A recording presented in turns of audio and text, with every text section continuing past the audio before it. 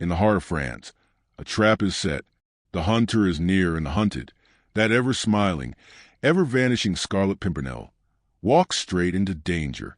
Marguerite races across the sea to warn him, risking everything for a man she may have loved and never truly known. Secrets collide, swords flash, and behind every moment lies the question, will the mask finally fall? These final chapters bring breathless tension, stunning reveals, and a legendary ending that has kept readers enchanted for over a century. You won't want to miss a second. Chapter 21. Suspense was late into the night when she at last reached the Fisherman's Rest. She had done the whole journey in less than 8 hours, thanks to innumerable changes of horses at the various coaching stations, for which she always paid lavishly, thus obtaining the very best and swiftest that could be had. Her coachman, too, had been indefatigable. The promise of special and rich reward had no doubt helped to keep him up, and had literally burned the ground beneath his mistress' coach wheels. The arrival of Lady Blakeney in the middle of the night caused a considerable flutter at the Fisherman's Rest. Sally jumped hastily out of bed, and Mr. Jellyband was at great pains how to make his important guest comfortable. Both these good folk were far too well drilled in the manners appertaining to innkeepers to exhibit the slightest surprise at Lady Blakeney's arrival, alone, at this extraordinary hour. No doubt they thought all the more, but Marguerite was far too absorbed in importance, the deadly earnestness of her journey, to stop and ponder over trifles of that sort. The coffee-room, the scene lately of the dastardly outrage on 2 English gentlemen, was quite deserted. Mr. Jellyband hastily relit the lamp, rekindled a cheerful bit of fire in the great hearth, and then wheeled a comfortable chair by it, into which Marguerite gratefully sank. "Will your ladyship stay the night?" asked pretty Miss Sally, who was already busy laying a snow-white cloth on the table, preparatory to providing a simple supper for her ladyship. "No, not the whole night," replied Marguerite. "At any rate, I shall not want any room but this, if I can have it to myself for an hour or 2. "It is at your ladyship's service," said honest Jellyband, whose rubicund face was set in its tightest folds, lest it should betray before the quality that boundless astonishment which the worthy fellow had begun to feel. "I shall be crossing over the first turn of the tide," said Marguerite, "and in the first schooner I can get, but my coachman and men will stay the night, and probably several days longer, so I hope you will make them comfortable." "Yes, my lady, I'll look after them. Shall Sally bring your ladyship some supper?" "Yes, please. Put something cold on the table, and as soon as Sir Andrew Ffoulkes comes, show him in here." "Yes, my lady." Honest Jellyband's face now expressed distress in spite of himself. He had great regard for Sir Percy Blakeney, and did not like to see his lady running away with young Sir Andrew. Of course, it was no business of his, and Mr. Jellyband was no gossip. Still, in his heart, he recollected that her ladyship was after all only one of them foreigners. What wonder that she was immoral like the rest of them? "Don't sit up, honest Jellyband," continued Marguerite kindly. "Nor you either, Mistress Sally. Sir Andrew may be late." Jellyband was only too willing that Sally should go to bed. He was beginning not to like these goings-on at all. Still, Lady Blakeney would pay handsomely for the accommodation, and it certainly was no business of his. Sally arranged a simple supper of cold meat, wine, and fruit on the table. Then, with a respectful curtsy, she retired, wondering in her little mind why her ladyship looked so serious, when she was about to elope with her gallant. Then commenced a period of weary waiting for Marguerite. She knew that Sir Andrew, who would have to provide himself with clothes befitting a lackey, could not possibly reach Dover for at least a couple of hours. He was a splendid horseman, of course, and would make light in such an emergency of the 70-odd miles between London and Dover. He would, too, literally burn the ground beneath his horse's hoofs, but he might not always get very good remounts, and in any case, he could not have started from London until at least an hour after she did. She had seen nothing of Chauvelin on the road. Her coachman, whom she questioned, had not seen anyone answering the description his mistress gave him of the wizened figure of the little Frenchman. Evidently, therefore, he had been ahead of her all the time. She had not dared to question the people at the various inns, where they had stopped to change horses.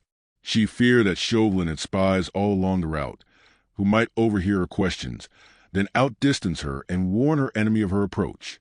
Now she wondered at what he might be stopping, or whether he had had the good luck of chartering a vessel already and was now himself on the way to France. That thought gripped her at the heart as with an iron vice. If indeed she should be too late already. The loneliness of the room overwhelmed her. Everything within was so horribly still. The ticking of the grandfather's clock, dreadfully slow and measured, was the only sound which broke this awful loneliness. Marguerite had need of all her energy, all her steadfastness of purpose, to keep up her courage through this weary midnight waiting. Everyone else in the house but herself must have been asleep. She had heard Sally go upstairs. Mr. Jellyband had gone to see to her coachman and men, and then had returned and taken up position under the porch outside, just where Marguerite had first met Chauvelin about a week ago. He evidently meant to wait up for Sir Andrew Ffoulkes, but was soon overcome by sweet slumbers, for presently, in addition to the slow ticking clock, Marguerite could hear the monotonous and dulcet tones of the worthy fellow's breathing. For some time now, she had realized that the beautiful warm October's day, so happily begun, had turned into a rough and cold night. She had felt very chilly, and was glad of the cheerful blaze on the hearth. But gradually, as time wore on, the weather became more rough, and the sound of the great breakers against the Admiralty Pier, though some distance from the inn, came to her as the noise of muffled thunder. The wind was becoming boisterous, rattling the leaded windows and the massive doors of the old-fashioned house. It shook the trees outside and roared down the vast chimney. Marguerite wondered if the wind would be favorable for her journey. She had no fear of the storm, and would have braved worse risks sooner than delay the crossing by an hour. A sudden commotion outside roused her from her meditations. Evidently it was Sir Andrew Ffoulkes, just arrived in mad haste, for she heard his horse's hoofs thundering on the flagstones outside, then Mr. Jellyband's sleepy, yet cheerful tones bidding him welcome. For a moment, then, the awkwardness of her position struck Marguerite. Alone at this hour, in a place where she was well known, and having made an assignation with a young cavalier equally well known, and who arrives in disguise. What food for gossip to those mischievously inclined! The idea struck Marguerite chiefly from its humorous side. There was such quaint contrast between the seriousness of her errand and the construction which would naturally be put on her actions by honest Mr. Jellyband, that, for the first time since many hours, a little smile began playing round the corners of her childlike mouth, and when, presently, Sir Andrew, almost unrecognizable in his lackey-like garb, entered the coffee-room, she was able to greet him with quite a merry laugh. "Faith, monsieur my lackey," she said, "I am satisfied with your appearance." Mr. Jellyband had followed Sir Andrew, looking strangely perplexed. The young gallant's disguise had confirmed his worst suspicions. Without a smile upon his jovial face, he drew the cork from the bottle of wine, set the chairs ready, and prepared to wait. "Thanks, honest friend," said Marguerite, who was still smiling at the thought of what the worthy fellow must be thinking at that very moment. "We shall require nothing more, and here's for all the trouble you have been put on our account." She handed 2 or 3 gold pieces to Jellyband, who took them respectfully and with becoming gratitude. "Stay, Lady Blakeney," interposed Sir Andrew, as Jellyband was about to retire. "I am afraid we shall require something more of my friend Jelly's hospitality. I am sorry to say we cannot cross over tonight." "Not cross over tonight?" she repeated in amazement. "But we must, Sir Andrew, we must." "There can be no question of cannot, and whatever it may cost, we must get a vessel tonight." But the young man shook his head sadly. "I am afraid it is not a question of cost, Lady Blakeney. There is a nasty storm blowing from France. The wind is dead against us. We cannot possibly sail until it is changed." Marguerite became deadly pale. She had not foreseen this. Nature herself was playing her a horrible, cruel trick. Percy was in danger, and she could not go to him, because the wind happened to blow from the coast of France. "But we must go. We must," she repeated with strange, persistent energy. "You know, we must go. Can't you find a way?" "I have been down to the shore already," he said, "and had a talk to 1 or 2 skippers. It is quite impossible to set sail tonight, so every sailor assured me. No one," he added, looking significantly at Marguerite, "no one could possibly put out of Dover tonight." Marguerite at once understood what he meant. No one included Chauvelin as well as herself. She nodded pleasantly to Jellyband. "Well, then, "I must resign myself," she said to him. "Have you a room for me?" "Oh, yes, your ladyship. A nice, bright, airy room. I'll see to it at once. And there is another one for Sir Andrew, both quite ready." "That's brave now, mine honest Jelly," said Sir Andrew gaily and clapping his worthy host vigorously on the back. "You unlock both those rooms, and leave our candles here on the dresser. I vow you are dead with sleep, and her ladyship must have some supper before she retires. There, have no fear, friend of the rueful countenance. Her ladyship's visit, though at this unusual hour, is a great honour to thy house, and Sir Percy Blakeney will reward thee doubly, if thou sayest well to her privacy and comfort." Sir Andrew had no doubt guessed the many conflicting doubts and fears which raged in honest Jellyband's head, and, as he was a gallant gentleman, he tried by this brave hint to allay some of the worthy innkeeper's suspicions. He had the satisfaction of seeing that he had partially succeeded. Jellyband's rubicund countenance brightened somewhat at mention of Sir Percy's name. "I'll go and see to it at once, sir," he said with alacrity and with less frigidity in his manner. "Has her ladyship everything she wants for supper?" "Everything, thanks, honest friend, and as I am famished and dead with fatigue, I pray you see to the rooms." "Now tell me," she said eagerly, as soon as Jellyband had gone from the room, "tell me all your news." "There is nothing else much to tell you, Lady Blakeney," replied the young man. "The storm makes it quite impossible for any vessel to put out of Dover this tide. But what seemed to you at first a terrible calamity is really a blessing in disguise. If we cannot cross over to France tonight, Chauvelin is in the same quandary. He may have left before the storm broke out." "God grant he may," said Sir Andrew merrily. "For very likely then he'll have been driven out of his course. Who knows? He may now even be lying at the bottom of the sea, for there is a furious storm raging, and will fare ill with all small craft which happen to be out. But I fear me we cannot build our hopes upon the shipwreck of that cunning devil and of all his murderous plans. The sailors I spoke to all assured me that no schooner had put out of Dover for several hours.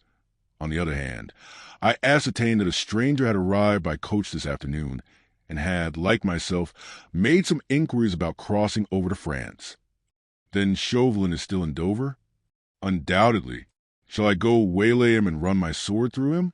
That were indeed the quickest way out of the difficulty." "Nay, Sir Andrew, do not jest. Alas, I have often since last night caught myself wishing for that fiend's death. But what you suggest is impossible.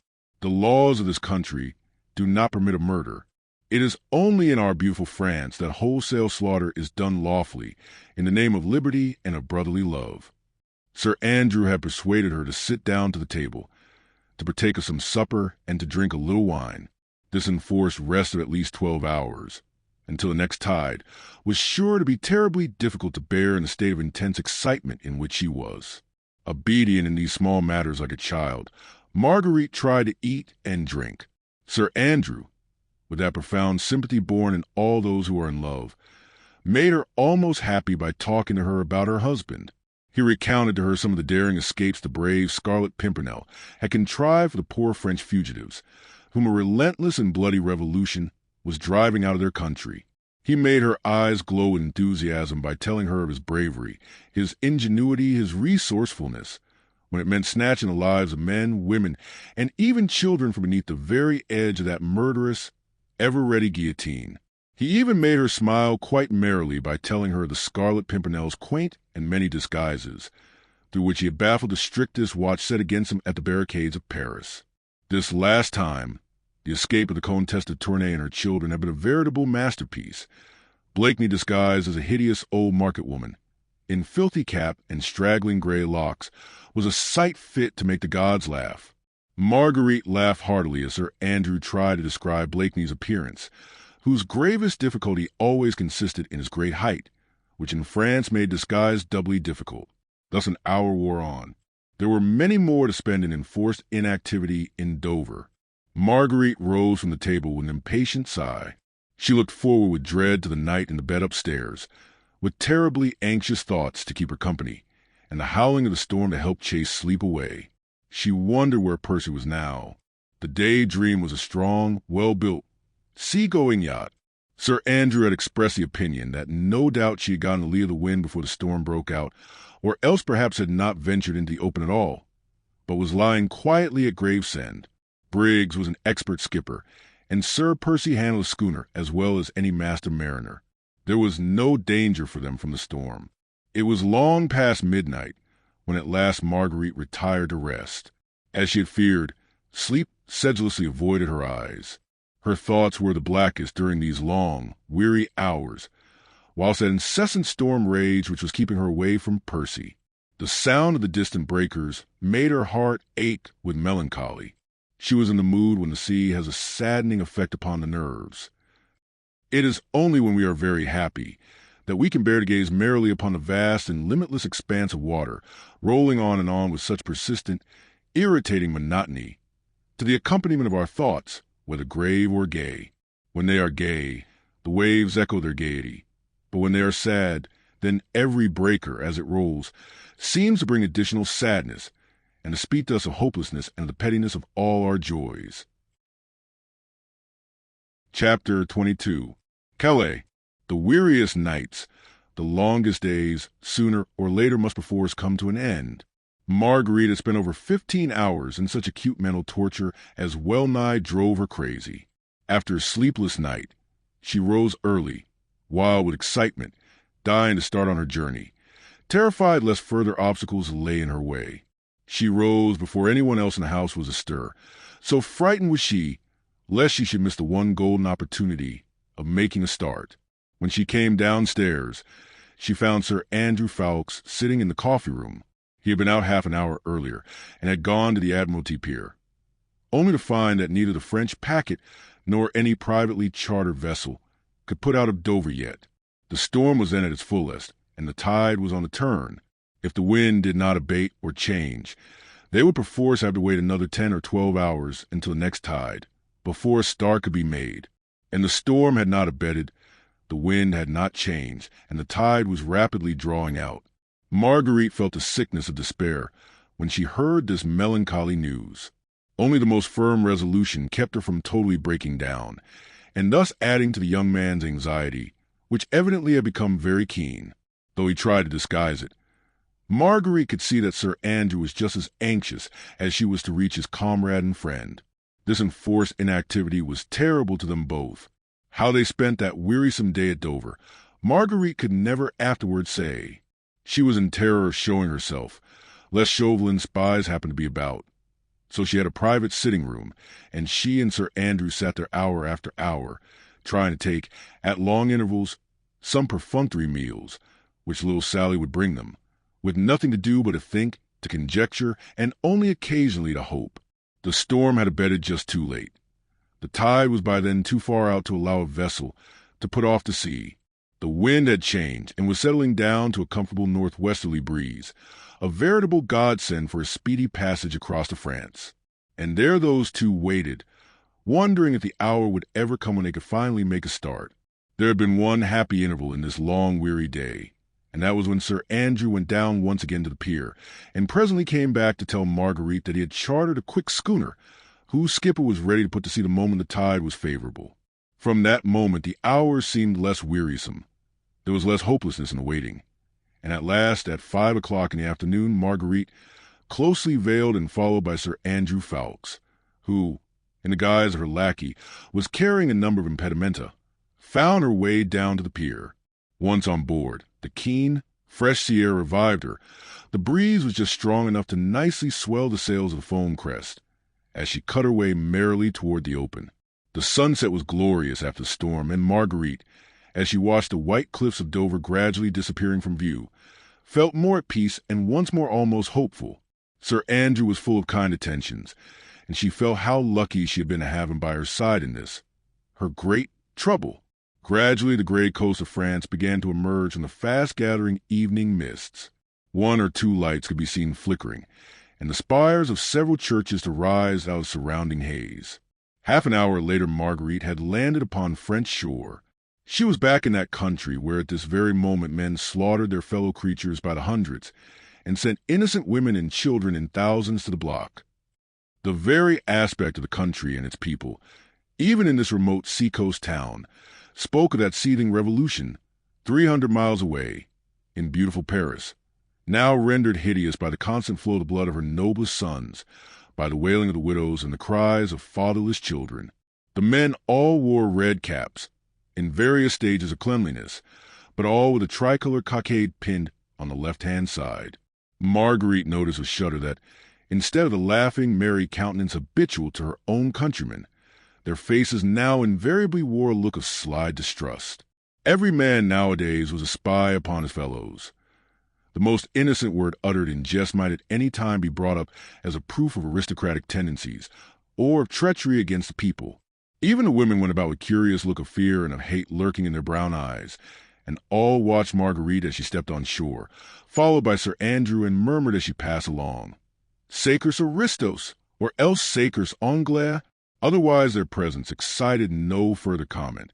Calais, even in those days, was in constant business communication with England, and English merchants were often to be seen on this coast. It was well known that in view of the heavy duties in England, a vast deal of French wines and brandies were smuggled across. This pleased the French bourgeois immensely. He liked to see the English government and the English king, both of whom he hated, cheated out of their revenues, and an English smuggler was always a welcome guest at the tumble-down taverns of Calais and Boulogne. So, perhaps, as Sir Andrew gradually directed Marguerite through the tortuous streets of Calais, many of the population, who turned with an oath to look at the strangers clad in the English fashion, thought that they were bent on purchasing dutiable articles for their own fog-ridden country, and gave them no more than a passing thought. Marguerite, however, wondered how her husband's tall, massive figure could have passed through Calais unobserved. She marveled what disguise he assumed to do his noble work, without exciting too much attention. Without exchanging more than a few words, Sir Andrew was leading her right across the town, to the other side from that where they had landed, and on the way towards Cap Gris-Nez. The streets were narrow, tortuous, and mostly evil-smelling, with mixture of stale fish and damp cellar odors. There had been heavy rain here during the storm last night, and sometimes Marguerite sank ankle-deep in the mud, for the roads were not lighted save by the occasional glimmer from a lamp inside a house. But she did not heed any of these petty discomforts. "We may meet Blakeney at the Chat Gris," Sir Andrew had said, when they landed, and she was walking as if on a carpet of rose leaves, for she was going to meet him almost at once. At last they reached their destination. Sir Andrew evidently knew the road, for he walked unerringly in the dark, and had not asked his way from anyone. It was too dark then for Marguerite to notice the outside aspect of this house. The Chat Gris, as Sir Andrew called it, was evidently a small wayside on the outskirts of Calais, and on the way to Gris-Nez. It lay some little distance from the coast, for the sound of the sea seemed to come from afar. Sir Andrew knocked at the door with the knob of his cane, and from within Marguerite heard a sort of grunt and the muttering of a number of oaths. Sir Andrew knocked again, this time more peremptorily. More oaths were heard, and then shuffling steps seemed to draw near the door. Presently this was thrown open, and Marguerite found herself on the threshold of the most dilapidated, most squalid room she had ever seen in all her life. The paper, such as it was hanging from the walls in strips. There did not seem to be a single piece of furniture in the room that could, by the wildest stretch of imagination, be called whole. Most of the chairs had broken backs. Others had no seats to them. One corner of the table was propped up with a bundle of faggots, there where the fourth leg had been broken. In one corner of the room there was a huge hearth, over which hung a stock-pot, with a not altogether unpalatable odor of hot soup emanating therefrom. On one side of the room, high up in the wall, there was a species of loft, before which hung a tattered blue and white check curtain. A rickety set of steps led up to this loft. On the great bare walls, with their colorless paper, all stained with varied filth, there were chalked up at intervals in great bold characters the words, Liberté, Égalité, Fraternité. The whole of this sordid abode was dimly lighted by an evil-smelling oil lamp, which hung from the rickety rafters of the ceiling. It all looked so horribly squalid, so dirty and uninviting, that Marguerite hardly dared cross the threshold. Sir Andrew, however, had stepped unhesitatingly forward. "English travelers, citoyen," he said boldly, and speaking in French. The individual who had come to the door in response to Sir Andrew's knock, and who, presumably, was the owner of the squalid abode, was an elderly, Heavily built peasant, dressed in a dirty blue blouse, heavy sabots from which wisps of straw protruded all round, shabby blue trousers, an inevitable red cap with a tricolor cockade that proclaimed his momentary political views. He carried a short wooden pipe, for which the odor of rank tobacco emanated. He looked with some suspicion and a great deal of contempt at the two travelers, muttered, "Sacres Anglais," and spat upon the ground to further show his independence of spirit. But nevertheless, he stood aside to let them enter, no doubt well aware that these same sacres Anglais always had well-filled purses. "Oh, Lud," said Marguerite, as she advanced into the room, holding her handkerchief to her dainty nose. "What a dreadful hole! Are you sure this is a place?" "Aye, 'tis a place, sure enough," replied the young man as, with his lace-edged fashionable handkerchief, he dusted a chair for Marguerite to sit on. "But I vow I never saw a more villainous hole." "Faith," she said, looking round with some curiosity and a great deal of horror at the dilapidated walls, the broken chairs, the rickety table. "It certainly does not look inviting." The landlord of the Chat Gris, by name Brogard, had taken no further notice of his guests. He concluded that presently they would order supper, and in the meanwhile it was not for a free citizen to show deference or even courtesy to anyone, however smartly they might be dressed. By the hearth sat a huddled-up figure clad, seemingly, mostly in rags. That figure was apparently a woman, although even that would have been hard to distinguish, except for the cap, which had once been white, and for what looked like the semblance of a petticoat. She was sitting mumbling to herself, and from time to time stirring the brew in her stock-pot. "Hey, my friend," said Sir Andrew at last, "we should like some supper. The citoyen there," he added, pointing to the huddled-up bundle of rags by the hearth, "is concocting some delicious soup, I'll warrant, and my mistress has not tasted food for several hours." It took Brogard some few moments to consider the question.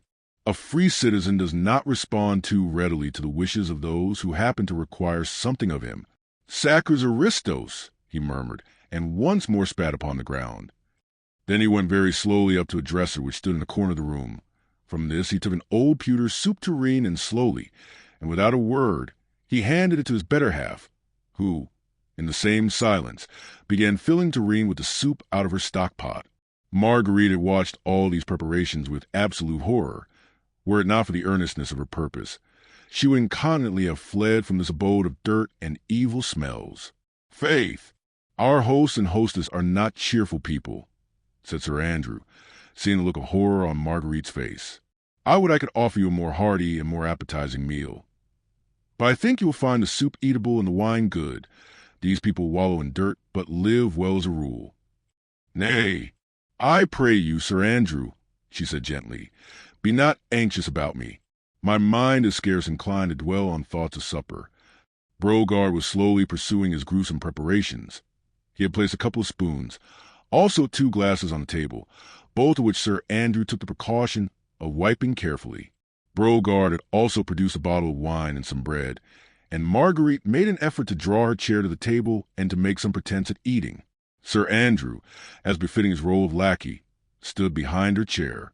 "Nay, madam, I pray you," he said, seeing that Marguerite seemed quite unable to eat, "I beg of you to try and swallow some food.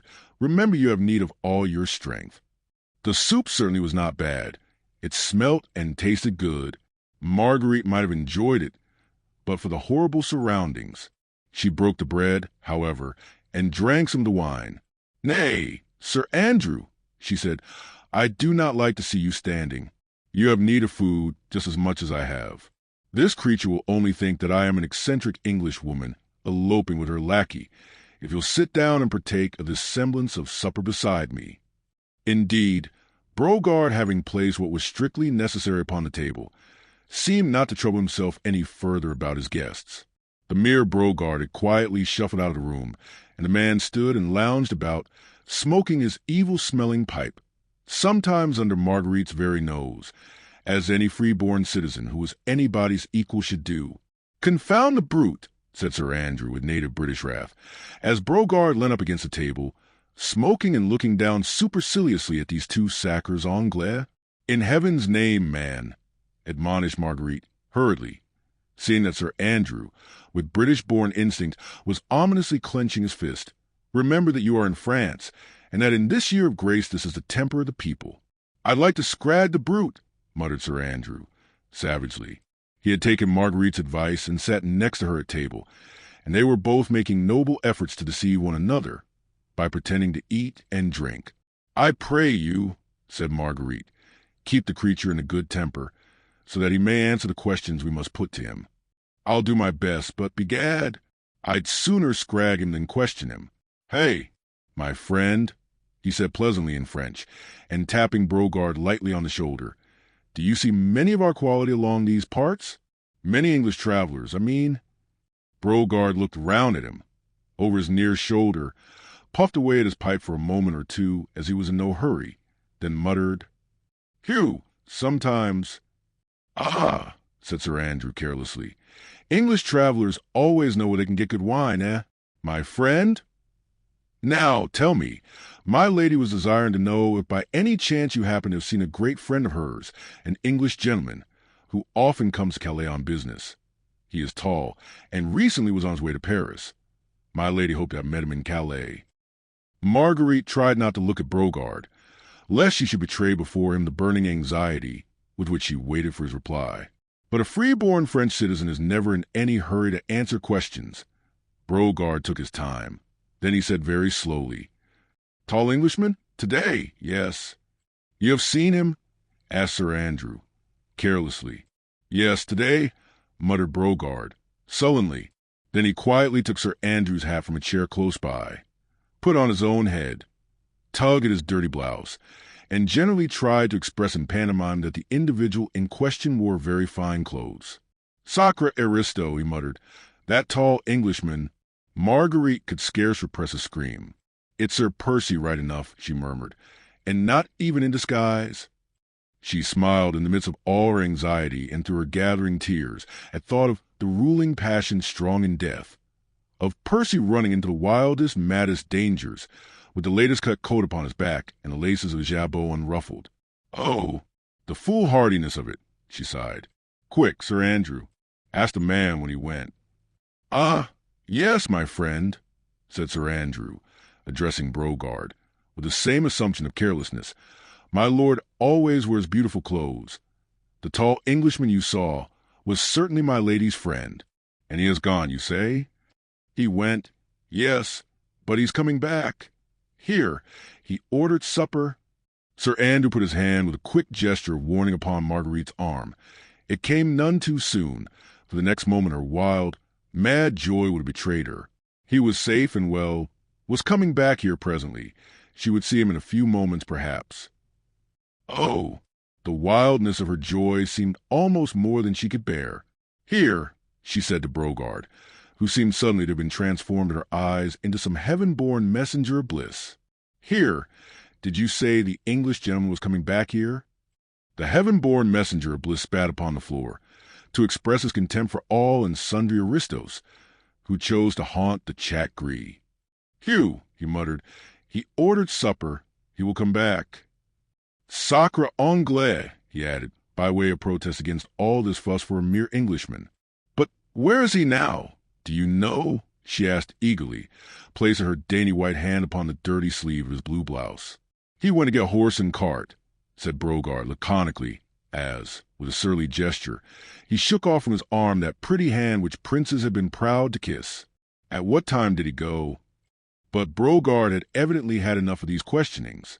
He did not think that it was fitting for a citizen, who was the equal of anybody, to be thus catechized by these sacred aristos, even though they were rich English ones. It was distinctly more fitting to his new-born dignity to be as rude as possible. It was a sure sign of servility to meekly reply to civil questions. I don't know, he said surlily. I have said enough, voyons, less aristos. He came today. He ordered supper. He went out. He'll come back. Voila! And with this parting assertion of his rights as a citizen and a free man, to be as rude as he well pleased, Brogard shuffled out of the room, banging the door after him. Chapter 23. Hope. Faith, madam, said Sir Andrew, seeing that Marguerite seemed desirous to call her surly host back again, I think we'd better leave him alone. We shall not get anything more out of him, and we might arouse his suspicions. One never knows what spies may be lurking around these godforsaken places. What care I? She replied lightly. Now I know that my husband is safe, and that I shall see him almost directly. Hush! He said in genuine alarm, for she had talked quite loudly, in the fullness of her glee. The very walls have ears in France these days.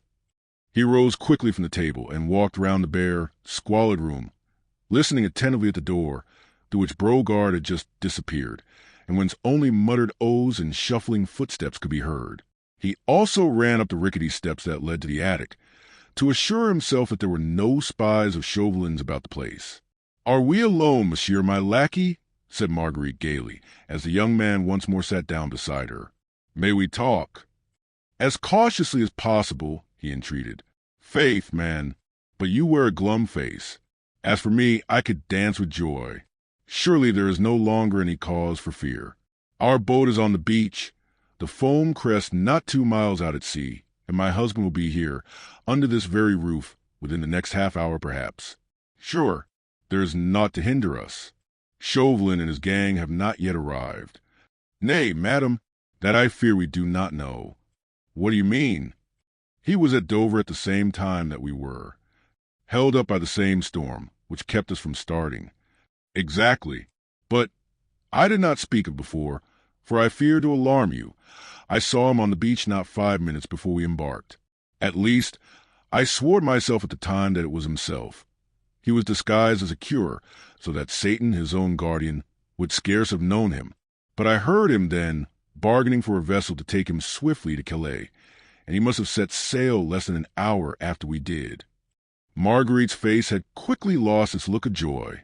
The terrible danger in which Percy stood, now that he was actually on French soil, became suddenly and horribly clear to her. Chauvelin was close upon his heels. Here in Calais, the astute diplomatist was all-powerful. A word from him, and Percy could be tracked and arrested, and... Every drop of blood seemed to freeze in her veins. Not even during the moments of her wildest anguish in England had she so completely realized the imminence of the peril in which her husband stood. Chauvelin had sworn to bring the Scarlet Pimpernel to the guillotine, and now the daring plotter, whose anonymity hitherto had been his safeguard, stood revealed through her own hand to his most bitter, most relentless enemy, Chauvelin.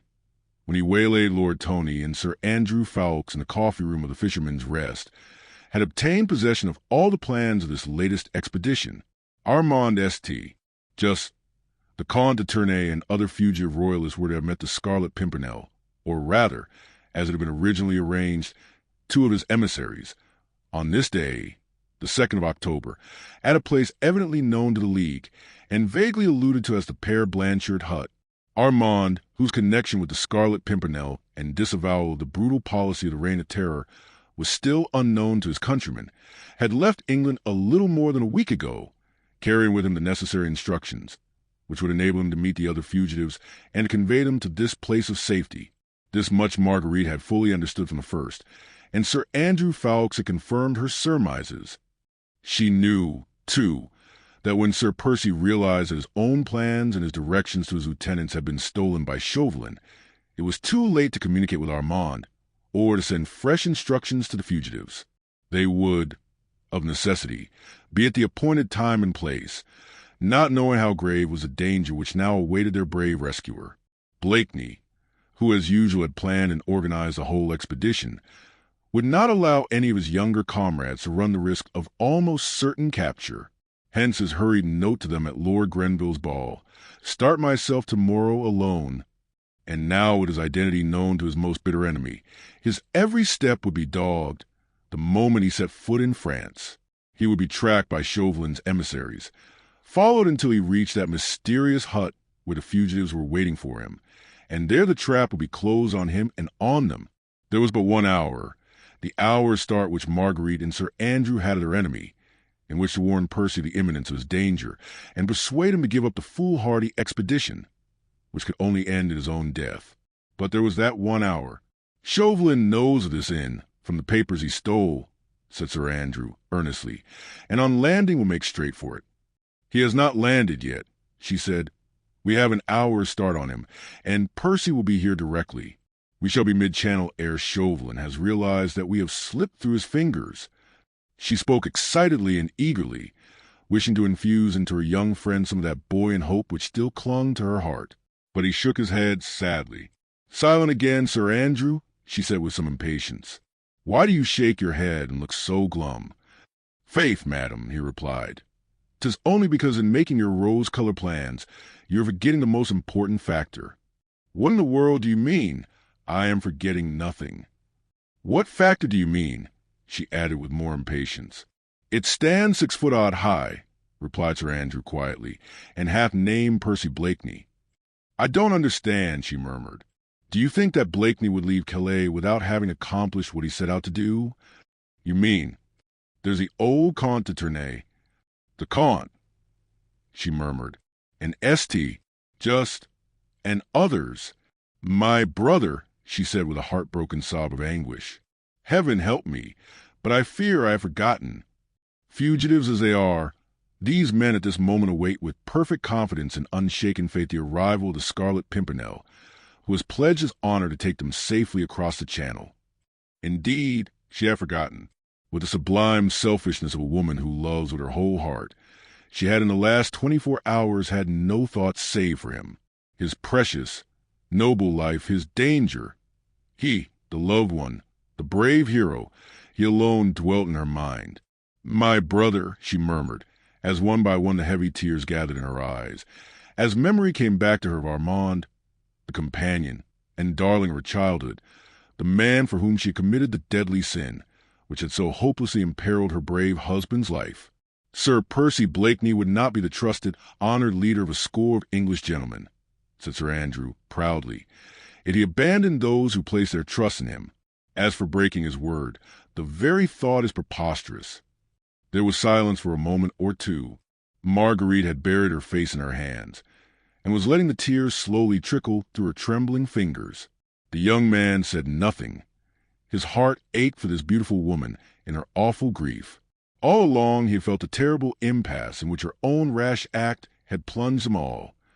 He knew his friend and leader so well, with his reckless daring, his mad bravery, his worship of his own word of honor. Sir Andrew knew that Blakeney would brave any danger, run the wildest risk sooner than break it, and, with Chauvelin at his very heels, would make a final attempt, however desperate, to rescue those who trusted in him. "Faith, Sir Andrew," said Marguerite at last, making brave efforts to dry her tears, "you are right, and I would not now shame myself by trying to dissuade him from doing his duty. As you say, I should plead in vain. God grant him strength and ability," she added fervently and resolutely, "to outweed his pursuers. He will not refuse to take you with him, perhaps, when he starts on his noble work. Between you, you will have cunning as well as valor. God guard you both. In the meanwhile, I think we should lose no time. I still believe that his safety depends upon his knowing that Chauvelin is on his track. Undoubtedly, he has wonderful resources at his command. As soon as he is aware of his danger, he will exercise more caution. His ingenuity is a veritable miracle. Then, what say you to a voyage of reconnaissance in the village whilst I wait here against his coming? You might come across Percy's track, and thus save valuable time. If you find him, tell him to beware. His bitterest enemy is on his heels. But this is such a villainous hole for you to wait in. Nay, that I do not mind. But you might ask our surly host if he could let me wait in another room, where I could be safer from the prying eyes of any chance traveler. Offer him some ready money, so that he should not fail to give me word the moment the tall Englishman returns." She spoke quite calmly, even cheerfully now, thinking out her plans, ready for the worst if need be. She would show no more weakness. She would prove herself worthy of him, who was about to give his life for the sake of his fellow men. Sir Andrew obeyed her, without further comment. Instinctively he felt that hers now was a stronger mind. He was willing to give himself over to her guidance, to become the hand, while she was a directing head. He went to the door of the inner room, through which Brogard and his wife had disappeared before, and knocked. As usual, he was answered by a salvo of muttered oaths. "Hey, friend Brogard," said the young man peremptorily, "my lady would wish to rest here a while. Could you give her the use of another room?" she would wish to be alone. He took some money out of his pocket and allowed it to jingle significantly in his hand. Brogard had opened the door and listened, with his usual surly apathy, to the young man's request. At sight of the gold, however, his lazy attitude relaxed slightly. He took his pipe from his mouth and shuffled into the room. He then pointed over his shoulder at the attic up in the wall. "She can wait up there," he said with a grunt. "It's comfortable, and I have no other room." "Nothing could be better," said Marguerite in English. She at once realized the advantages such a position hidden from view would give her. "Give him the money, Sir Andrew. I shall be quite happy up there, and can see everything without being seen." She nodded to Brogard, who condescended to go up to the attic, and to shake up the straw that lay on the floor. "May I entreat you, madam, to do nothing rash," said Sir Andrew, as Marguerite prepared in her turn to ascend the rickety flight of steps. "Remember this place is infested with spies. Do not, I beg of you, reveal yourself to Sir Percy unless you are absolutely certain that you are alone with him." Even as he spoke, he felt how unnecessary was this caution. Marguerite was as calm, as clear-headed as any man. There was no fear of her doing anything that was rash. "Nay," she said with a slight attempt at cheerfulness, "that can I faithfully promise you. I would not jeopardize my husband's life, nor yet his plans, by speaking to him before strangers. Have no fear. I will watch my opportunity, and serve him the manner I think he needs it most." Brogard had come down the steps again, and Marguerite was ready to go up to her safe retreat. "I dare not kiss your hand, madam," said Sir Andrew, as she began to mount the steps, "since I am your lackey, but I pray you be of good cheer. If I do not come across Blakeney in half an hour, I shall return, expecting to find him here." "Yes, that will be best. We can afford to wait for half an hour. Chauvelin cannot possibly be here before that. God grant that either you or I may have seen Percy by then. Good luck to you, friend. Have no fear for me." Lightly she mounted the rickety wooden steps that led to the attic. Brogard was taking no further heed of her. She could make herself comfortable there, or not as she chose. Sir Andrew watched her until she had reached the loft and sat down upon the straw. She pulled the tattered curtains across, and the young man noted that she was singularly well placed there, for seeing and hearing, whilst remaining unobserved. He had paid Brogard well. The surly old innkeeper would have no object in betraying her. Then Sir Andrew prepared to go. At the door, he turned once again and looked up at the loft.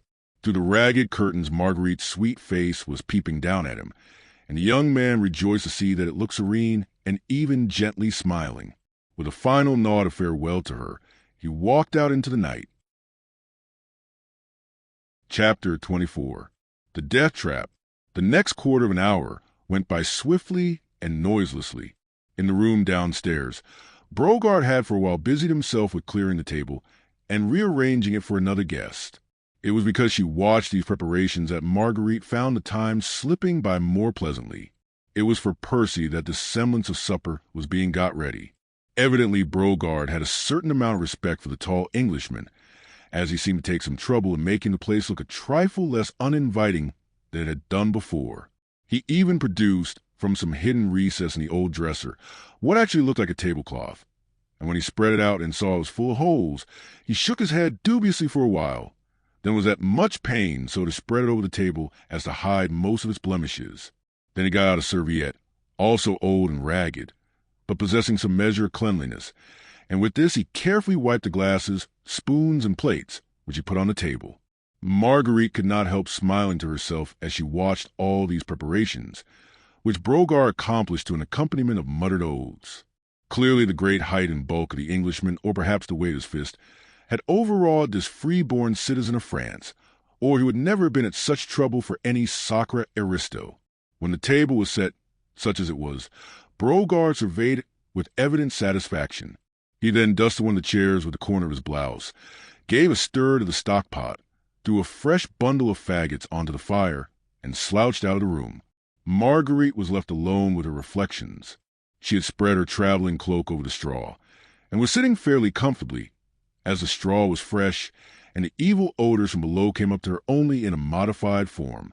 But, momentarily, she was almost happy because, When she peeped through the tattered curtains, she could see a rickety chair, a torn tablecloth, a glass, a plate, and a spoon. That was all. But those mute and ugly things seemed to say to her that they were waiting for Percy, that soon, very soon, he would be here, that the squalid room being still empty, they would be alone together. That thought was so heavenly that Marguerite closed her eyes in order to shut out everything but that. In a few minutes she would be alone with him. She would run down the ladder and let him see her. Then he would take her in his arms, and she would let him see that, after that, she would gladly die for him, and with him, for earth could hold no greater happiness than that. And then what would happen, she could not even remotely conjecture. She knew, of course, that Sir Andrew was right, that Percy would do everything he had set out to accomplish, that she, now she was here, could do nothing beyond warning him to be cautious, since Chauvelin himself was on his track. After having cautioned him, she would perforce have to see him go off upon his terrible and daring mission. She could not even with a word or look attempt to keep him back. She would have to obey whatever he told her to do, even perhaps have to efface herself and wait in indescribable agony, whilst he, perhaps, went to his death.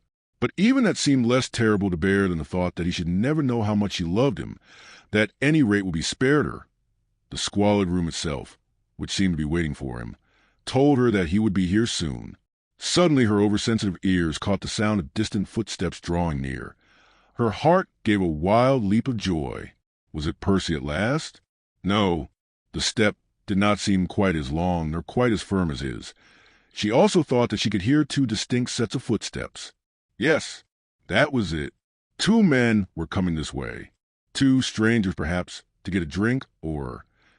But she had not time to conjecture, for presently there was a peremptory call at the door, and the next moment it was violently thrown open from the outside, whilst a rough, commanding voice shouted, "Hey, Citoyen Brogard! Hola!" Marguerite could not see the newcomers, but through a hole in one of the curtains she could observe one portion of the room below. She heard Brogard's shuffling footsteps as he came out of the inner room, muttering his usual string of oaths. On seeing the strangers, however, he paused in the middle of the room, well within range of Marguerite's vision, looked at them with even more withering contempt than he had bestowed upon his former guests, and muttered, "Sacré Soutan." Marguerite's heart seemed all at once to stop beating. Her eyes, large and dilated, had fastened on one of the newcomers, who, at this point, had taken a quick step forward toward Brogard. He was dressed in the soutane, broad-brimmed hat, and buckled shoes habitual to the French curé, but as he stood opposite the innkeeper, he threw open his soutane for a moment, displaying the tricolour scarf of officialism, which sight immediately had the effect of transforming Brogard's attitude of contempt into one of cringing obsequiousness. It was the sight of this French curé which seemed to freeze the very blood in Marguerite's veins. She could not see his face, which was shaded by his broad-brimmed hat, but she recognized the thin, bony hands, the slight stoop, the whole gait of the man. It was Chauvelin. The horror of the situation struck her as with a physical blow. The awful disappointment, the dread of what was to come, made her very senses reel, and she needed almost superhuman effort not to fall senseless beneath it all. "A plate of soup and a bottle of wine," said Chauvelin imperiously to Brogard. "Then clear out of here, understand? I want to be alone." Silently, and without any muttering this time, Brogard obeyed. Chauvelin sat down at the table, which had been prepared for the tall Englishman, and the innkeeper busied himself obsequiously round him, dishing up the soup and pouring out the wine. The man who had entered with Chauvelin, and whom Marguerite could not see, stood waiting close by the door. At a brusque sign from Chauvelin, Brogard had hurried back to the inner room, and the former now beckoned to the man who had accompanied him. In him Marguerite at once recognized Desgas, Chauvelin's secretary and confidential factotum, whom she had often seen in Paris, in the days gone by. He crossed the room, and for a moment or two listened attentively at the Brogard's door. "Not listening?" asked Chauvelin, curtly. "No, citoyen." For a second Marguerite dreaded lest Chauvelin should order Desgas to search the place. What would happen if she were to be discovered? She hardly dared to imagine. Fortunately, however, Chauvelin seemed more impatient to talk to his secretary than afraid of spies, for he called Desgas quickly back to his side. "The English schooner?" he asked.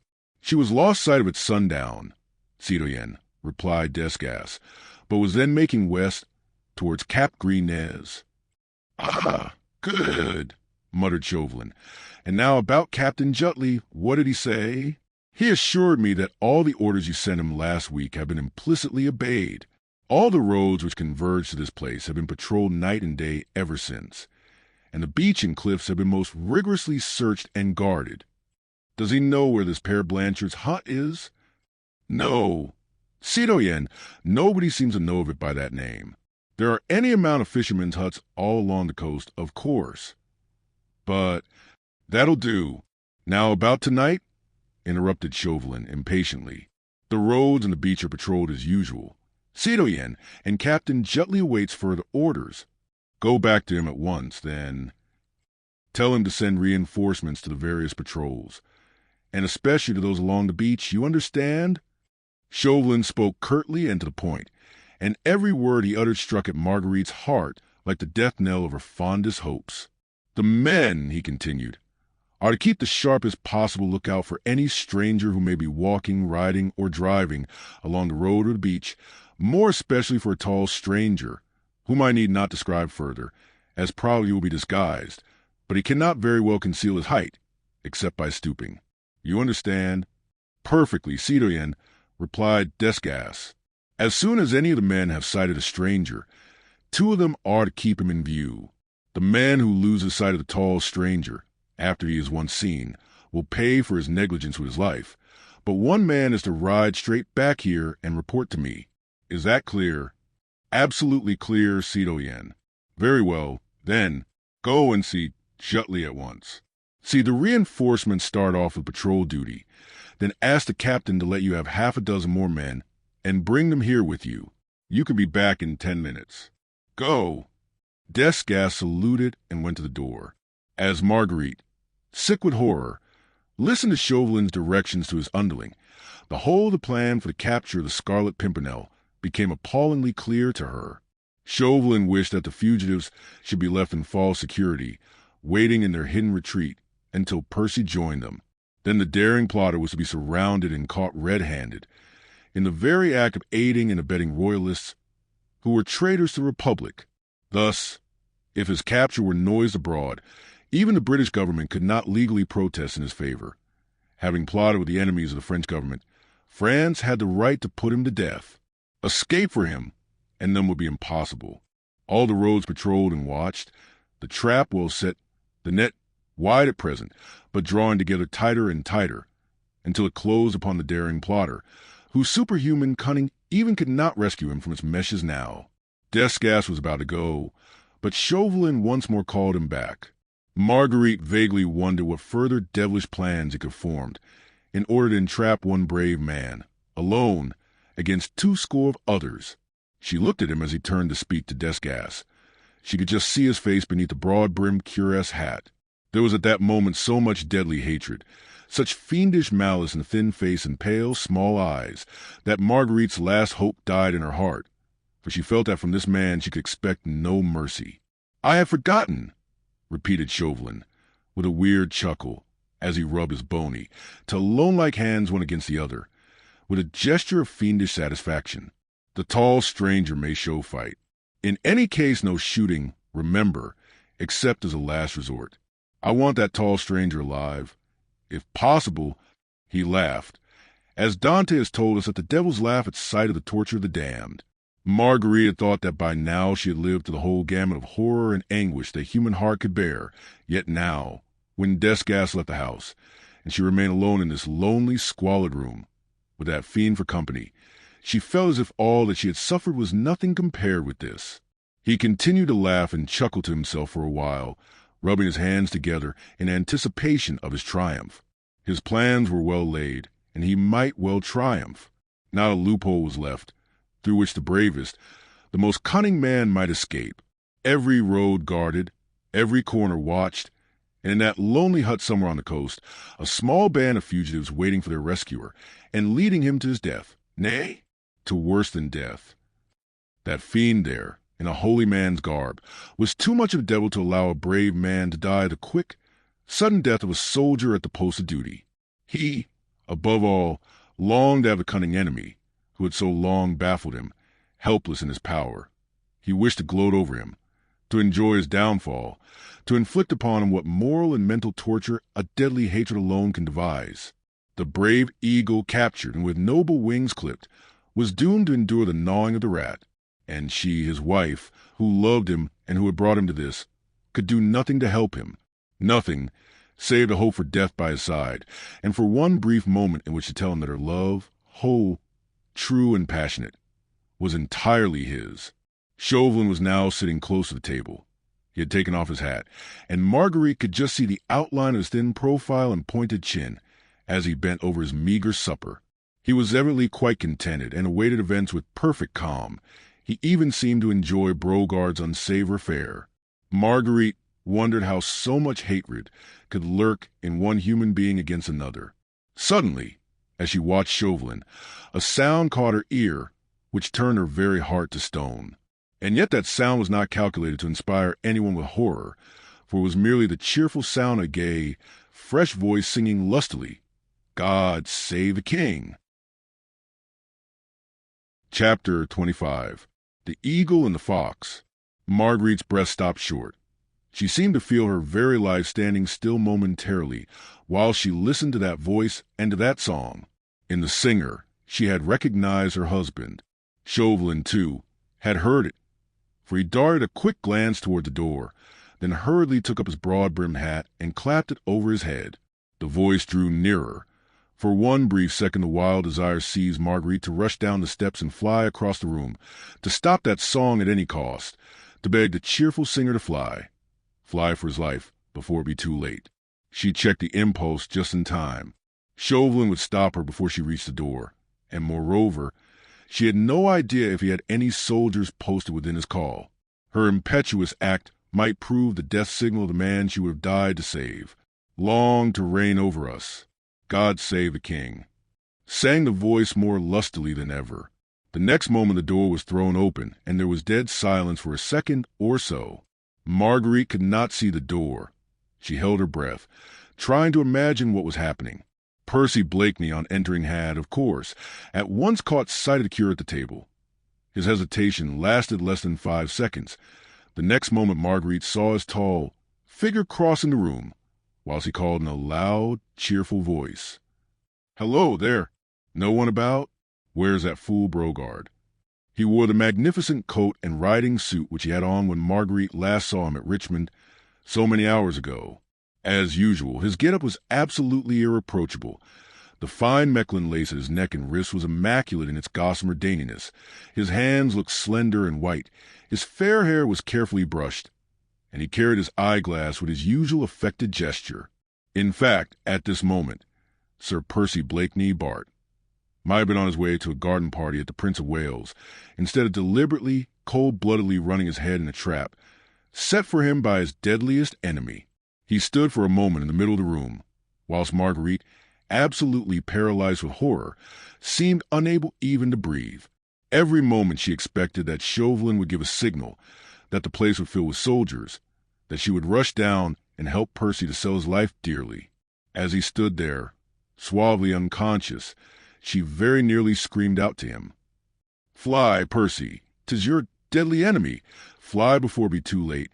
But she had not time even to do that, for the next moment Blakeney quietly walked to the table, and, jovially clapping the curate on the back, said in his own drawly, affected way, "Odds fish, Chauvelin, I vow I never thought of meeting you here." Chauvelin, who had been in the very act of conveying soup to his mouth, fairly choked. His thin face became absolutely purple, and a violent fit of coughing saved this cunning representative of France from betraying the most boundless surprise he had ever experienced. There was no doubt that this bold move on the part of the enemy had been wholly unexpected, as far as he was concerned, and the daring impudence of it completely nonplussed him for the moment. Obviously, he had not taken precaution of having the inn surrounded with soldiers. Blakeney had evidently guessed that much, and no doubt his resourceful brain had already formed some plan by which he could turn this unexpected interview to account. Marguerite up in the loft had not moved. She had made a solemn promise to Sir Andrew not to speak to her husband before strangers, and she had sufficient self-control not to throw herself unreasoningly and impulsively across his plans. To sit still and watch these two men together was a terrible trial of fortitude. Marguerite had heard Chauvelin give the orders for patrolling of all the roads.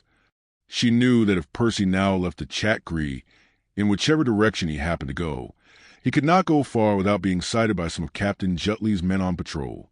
On the other hand, if he stayed, then Desgas would have time to come back with the half-dozen men Chauvelin had specially ordered. The trap was closing in, and Marguerite could do nothing but watch and wonder. The two men looked such a strange contrast, and of the two it was Chauvelin who exhibited a slight touch of fear. Marguerite knew him well enough to guess what was passing in his mind. He had no fear for his own person, although he certainly was alone a lonely inn with a man who was powerfully built, and who was daring and reckless beyond the bounds of probability.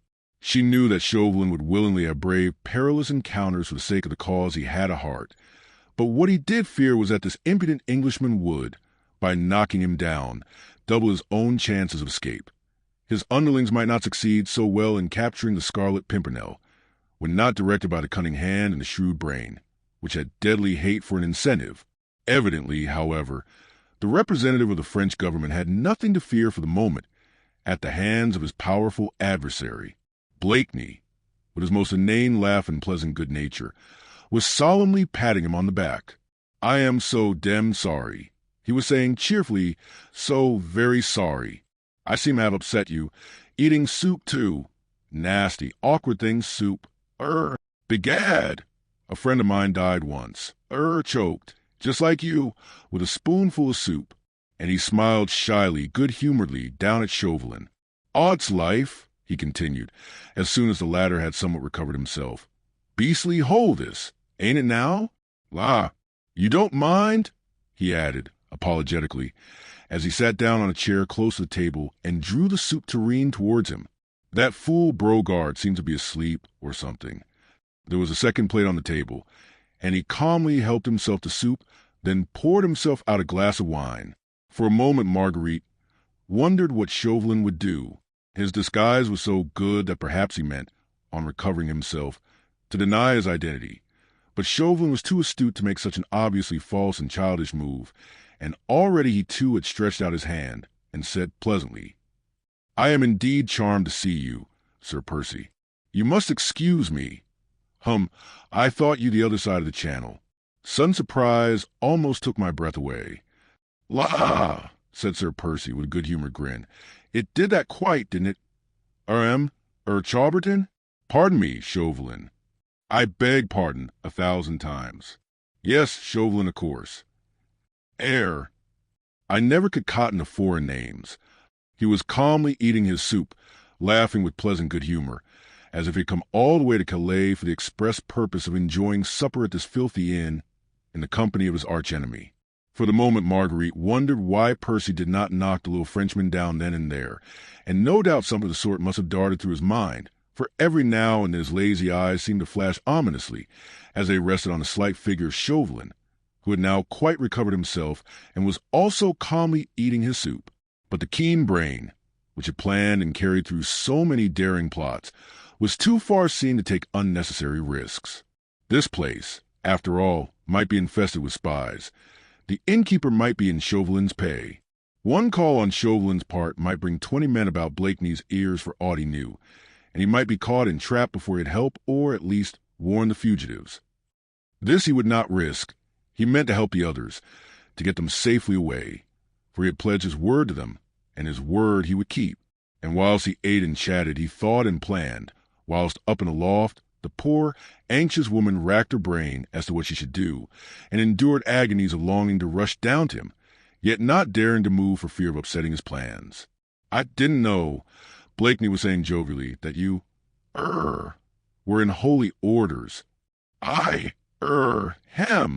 Stammered Chauvelin. The calm impudence of his antagonist had evidently thrown him off his usual balance. "But, I should have known you anywhere," continued Sir Percy, placidly, as he poured himself out another glass of wine, "although the wig and hat have changed you a bit." "Do you think so?" "Lud, they alter a man so, but, begad, I hope you don't mind my having made the remark. Dem bad form making remarks. I hope you don't mind. No, not at all. Hem. I hope Lady Blakeney is well, said Chauvelin, hurriedly changing the topic of conversation. Blakeney, with much deliberation, finished his plate of soup, drank his glass of wine, and momentarily it seemed to Marguerite as if he glanced quickly all round the room. Quite well, thank you, he said at last, drily. There was a pause, during which Marguerite could watch these two antagonists who, evidently in their minds, were measuring themselves against one another. She could see Percy almost full face where he sat at the table not 10 yards from where she herself was crouching, puzzled, not knowing what to do, or what she should think. She had quite controlled her impulse by now of rushing down and disclosing herself to her husband, a man capable of acting a part, in the way he was doing at the present moment, did not need a woman's word to warn him to be cautious. Marguerite indulged in the luxury, dear to every tender woman's heart, of looking at the man she loved. She looked through the tattered curtain, across at the handsome face of her husband, in whose lazy blue eyes, and behind whose inane smile, she could now so plainly see the strength, energy, and resourcefulness which had caused the Scarlet Pimpernel to be reverenced and trusted by his followers. There are 19 of us ready to lay down our lives for your husband, Lady Blakeney, Sir Andrew had said to her, and as she looked at the forehead low, but square and broad, the eyes blue, yet deep-set and intense, the whole aspect of the man, of indomitable energy, hiding, behind a perfectly acted comedy, his almost superhuman strength of will and marvelous ingenuity. She understood the fascination which he exercised over his followers, for had he not also cast his spells over her heart? And her imagination? Chauvelin, who was trying to conceal his impatience beneath his usual urbane manner, took a quick look at his watch. Death's gas should not be long. Another 2 or 3 minutes, and this impudent Englishman will be secure in the keeping of half a dozen of Captain Jutley's most trusted men. You are on your way to Paris, Sir Percy? He asked carelessly. Odds life, no, replied Blakeney with a laugh. Only as far as Lille, not Paris for me. Beastly uncomfortable place, Paris, just now. Monsieur Chaubertin, beg pardon, Chauvelin. Not for an English gentleman like yourself, Sir Percy, rejoined Chauvelin, sarcastically, who takes no interest in the conflict that is raging there. La, you see it's no business of mine, and our dem government is all on your side of the business. Old Pitt daren't say bow to a goose. You are in a hurry, sir, he added, as Chauvelin once again took out his watch. An appointment, perhaps. I pray you take no heed of me. My time's my own. He rose from the table and dragged a chair to the hearth. Once more Marguerite was terribly tempted to go to him, for time was getting on. Desgas might be back at any moment with his men. Percy did not know that, and, oh, how horrible it all was, and how helpless she felt. I am in no hurry, continued Percy pleasantly, but I don't want to spend any more time than I can help in this God-forsaken hole.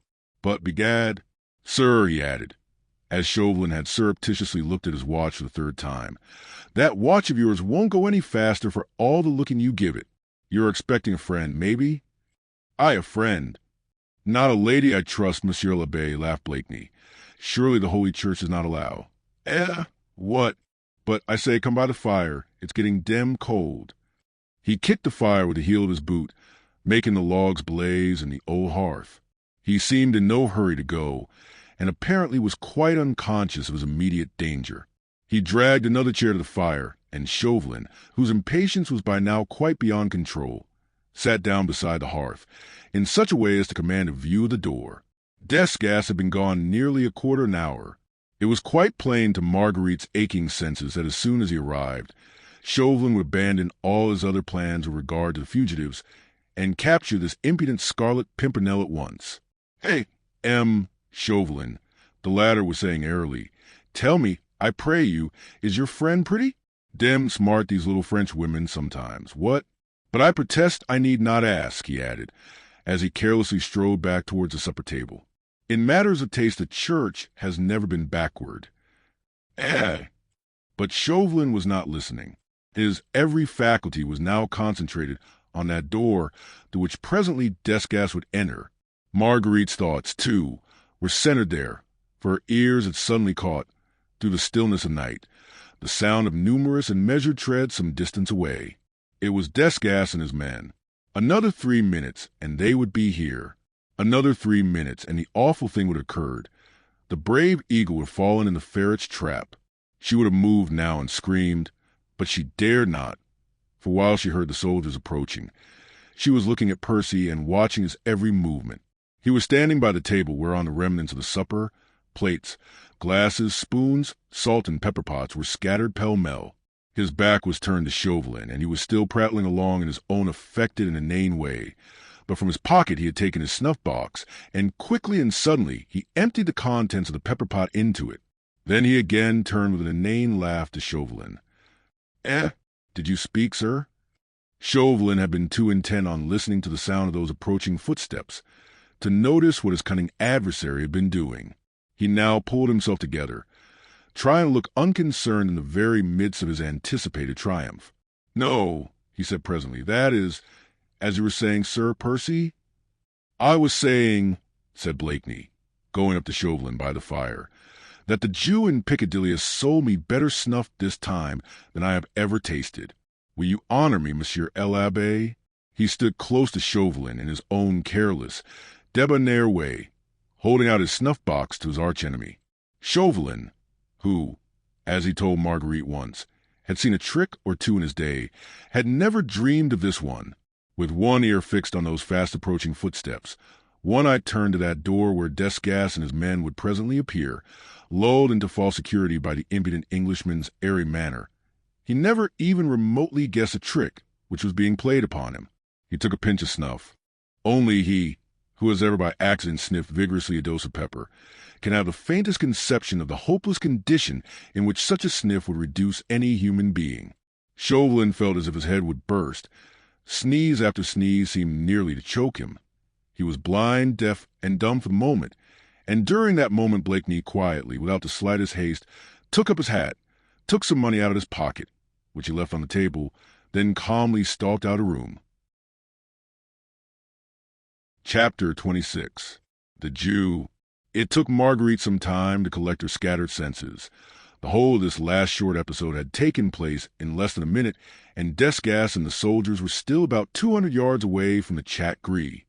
When she realized what had happened, a curious mixture of joy and wonder filled her heart. It all was so neat, so ingenious. Chauvelin was still absolutely helpless, far more so than he could even have been under a blow from a fist, for now he could neither see nor hear nor speak, whilst his cunning adversary had quietly slipped through his fingers. Blakeney was gone, obviously to try and join the fugitives at the Père Blanchard's hut. For the moment, true, Chauvelin was helpless. For the moment the daring Scarlet Pimpernel had not been caught by Desgas and his men. But all the roads and the beach were patrolled. Every place was watched, and every stranger kept in sight. How far could Percy go, thus arrayed in his gorgeous clothes, without being sighted and followed? Now she blamed herself terribly for not having gone down to him sooner, and given him that word of warning and of love which, perhaps, after all, he needed. He could not know the orders which Chauvelin had given for his capture, and even now, perhaps, but before all these horrible thoughts had taken concrete form in her brain, she heard the grounding of arms outside, close to the door, and Desgas's voice shouting "Halt!" to his men. Chauvelin had partially recovered. His sneezing had become less violent, and he had struggled to his feet. He managed to reach the door, just as Desgas's knock was heard on the outside. Chauvelin threw open the door, and before his secretary could say a word, he had managed to stammer between two sneezes. The tall stranger, "Quick! Did any of you see him?" "Where, citoyen?" asked Desgas in surprise. "Here, man. Through that door. Not 5 minutes ago. We saw nothing. Citoyen, the moon is not yet up, and you are just 5 minutes too late, my friend," said Chauvelin with concentrated fury. "Citoyen, I—" "You did what I ordered you to do," said Chauvelin with impatience. "I know that, but you were a precious long time about it. Fortunately, there's not much harm done, or it had fared ill with you. Citoyen Desgas." Desgas turned a little pale. There was so much rage and hatred in his superior's whole attitude. "The tall stranger, citoyen," he stammered. Was here, in this room, 5 minutes ago, having supper at that table. Damn his impudence. For obvious reasons, I dare not tackle him alone. Brogard is too big a fool, and that cursed Englishman appears to have the strength of a bullock. And so he slipped away under your very nose. He cannot go far without being sighted, citoyen. Ah. Captain Jutley sent 40 men as reinforcements for the patrol duty. 20 went down to the beach.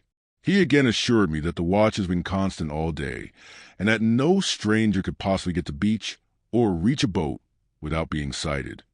That's good. Do the men know their work? They have had very clear orders, citoyen, and I myself spoke to those who were about to start. They are to shadow, as secretly as possible, any stranger they may see, especially if he be tall, or stoop, as if he would disguise his height. In no case to detain such a person, of course, said Chauvelin, eagerly. That impudent Scarlet Pimpernel would slip through clumsy fingers. We must let him get to the Père Blanchard's hut now. They'll surround and capture him. The men understand that, citoyen, and also that, as soon as a tall stranger has been sighted, he must be shadowed, whilst one man is to turn straight back and report to you. That is right, said Chauvelin, rubbing his hands, well pleased. I have further news for you, citoyen. What is it? A tall Englishman had a long conversation about 3/4 of an hour ago with a Jew, Reuben by name, who lives not 10 paces from here. Yes, and? Queried Chauvelin impatiently. The conversation was all about a horse and cart, which the tall Englishman wished to hire, and which was to have been ready for him by 11 o'clock. It is past that now. Where does that Reuben live? A few minutes' walk from this door. Send one of the men to find out if the stranger has driven off in Reuben's cart. Yes, citoyen. Desgas went to give the necessary orders to one of the men. Not a word of this conversation between him and Chauvelin had escaped Marguerite, and every word they had spoken seemed to strike at her heart, with terrible hopelessness and dark foreboding. She had come all this way, and with such high hopes and firm determination to help her husband, and so far she had been able to do nothing but to watch, with a heart breaking with anguish, the meshes of the deadly net closing round the daring Scarlet Pimpernel. He could not now advance many steps, without spying eyes to track and denounce him. Her own helplessness struck her with a terrible sense of utter disappointment. The possibility of being of the slightest use to her husband had become almost nil, and her only hope rested in being allowed to share his fate, whatever it might ultimately be. For the moment, even her chance of ever seeing the man she loved again had become a remote one. Still, she was determined to keep a close watch over his enemy, and a vague hope filled her heart that while she kept Chauvelin in sight, Percy's fate might still be hanging in the balance. Desgas had left Chauvelin moodily pacing up and down the room, whilst he himself waited outside for the return of the man whom he had sent in search of Reuben. Thus several minutes went by. Chauvelin was evidently devoured with impatience. Apparently he trusted no one. This last trick played upon him by the daring Scarlet Pimpernel had made him suddenly doubtful of success, unless he himself was there to watch, direct, and superintend the capture of this impudent Englishman. About 5 minutes later, Desgas returned, followed by an elderly Jew in a dirty, threadbare gabardine worn greasy across the shoulders. His red hair, which he wore after the fashion of the Polish Jews, with the corkscrew curls each side of his face, was plentifully sprinkled with gray. A general coating of grime about his cheeks and his chin gave him a peculiarly dirty and loathsome appearance. He had the habitual stoop, those of his race affected in mock humility in past centuries, before the dawn of equality and freedom in matters of faith, and he walked behind Desgas with a peculiar shuffling gait, which has remained the characteristic of the Jew trader in continental Europe to this day. Chauvelin, who had all the Frenchman's prejudice against the despised race, motioned the fellow to keep at a respectful distance. The group of the 3 men were standing just underneath the hanging oil lamp, and Marguerite had a clear view of them all. "Is this the man?" asked Chauvelin. "No, citoyen," replied Desgas. "Reuben could not be found, so presumably his cart has gone with the stranger, but this man here seems to know something, which he is willing to sell for a consideration." "Ah!" said Chauvelin, turning away with disgust from the loathsome specimen of humanity before him. The Jew, with characteristic patience, stood humbly on one side, leaning on a thick knotted staff, his greasy, broad-brimmed hat casting a deep shadow over his grimy face, waiting for the noble excellency to deign to put some questions to him. "The citoyen tells me," said Chauvelin peremptorily to him, "that you know something of my friend, the tall Englishman, whom I desire to meet. Morbleu, keep your distance, man," he added hurriedly, as the Jew took a quick and eager step forward.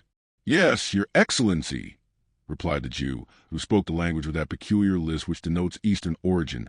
"I and Reuben Goldstein met a tall Englishman on the road close by here this evening." "Did you speak to him?" "He spoke to us, your excellency. He wanted to know if he could hire a horse and cart to go down along the St. Martin road, to a place he wanted to reach tonight." "What did you say?" "I did not say anything," said the Jew in an injured tone. "Reuben Goldstein, that accursed traitor, that son of Belial." "Cut that short, man," interrupted Chauvelin roughly, "and go on with your story." "He took the words out of my mouth, your excellency, when I was about to offer the wealthy Englishman my horse and cart, to take him wheresoever he chose. Reuben had already spoken, and offered his half-starved nag and his broken-down cart. And what did the Englishman do?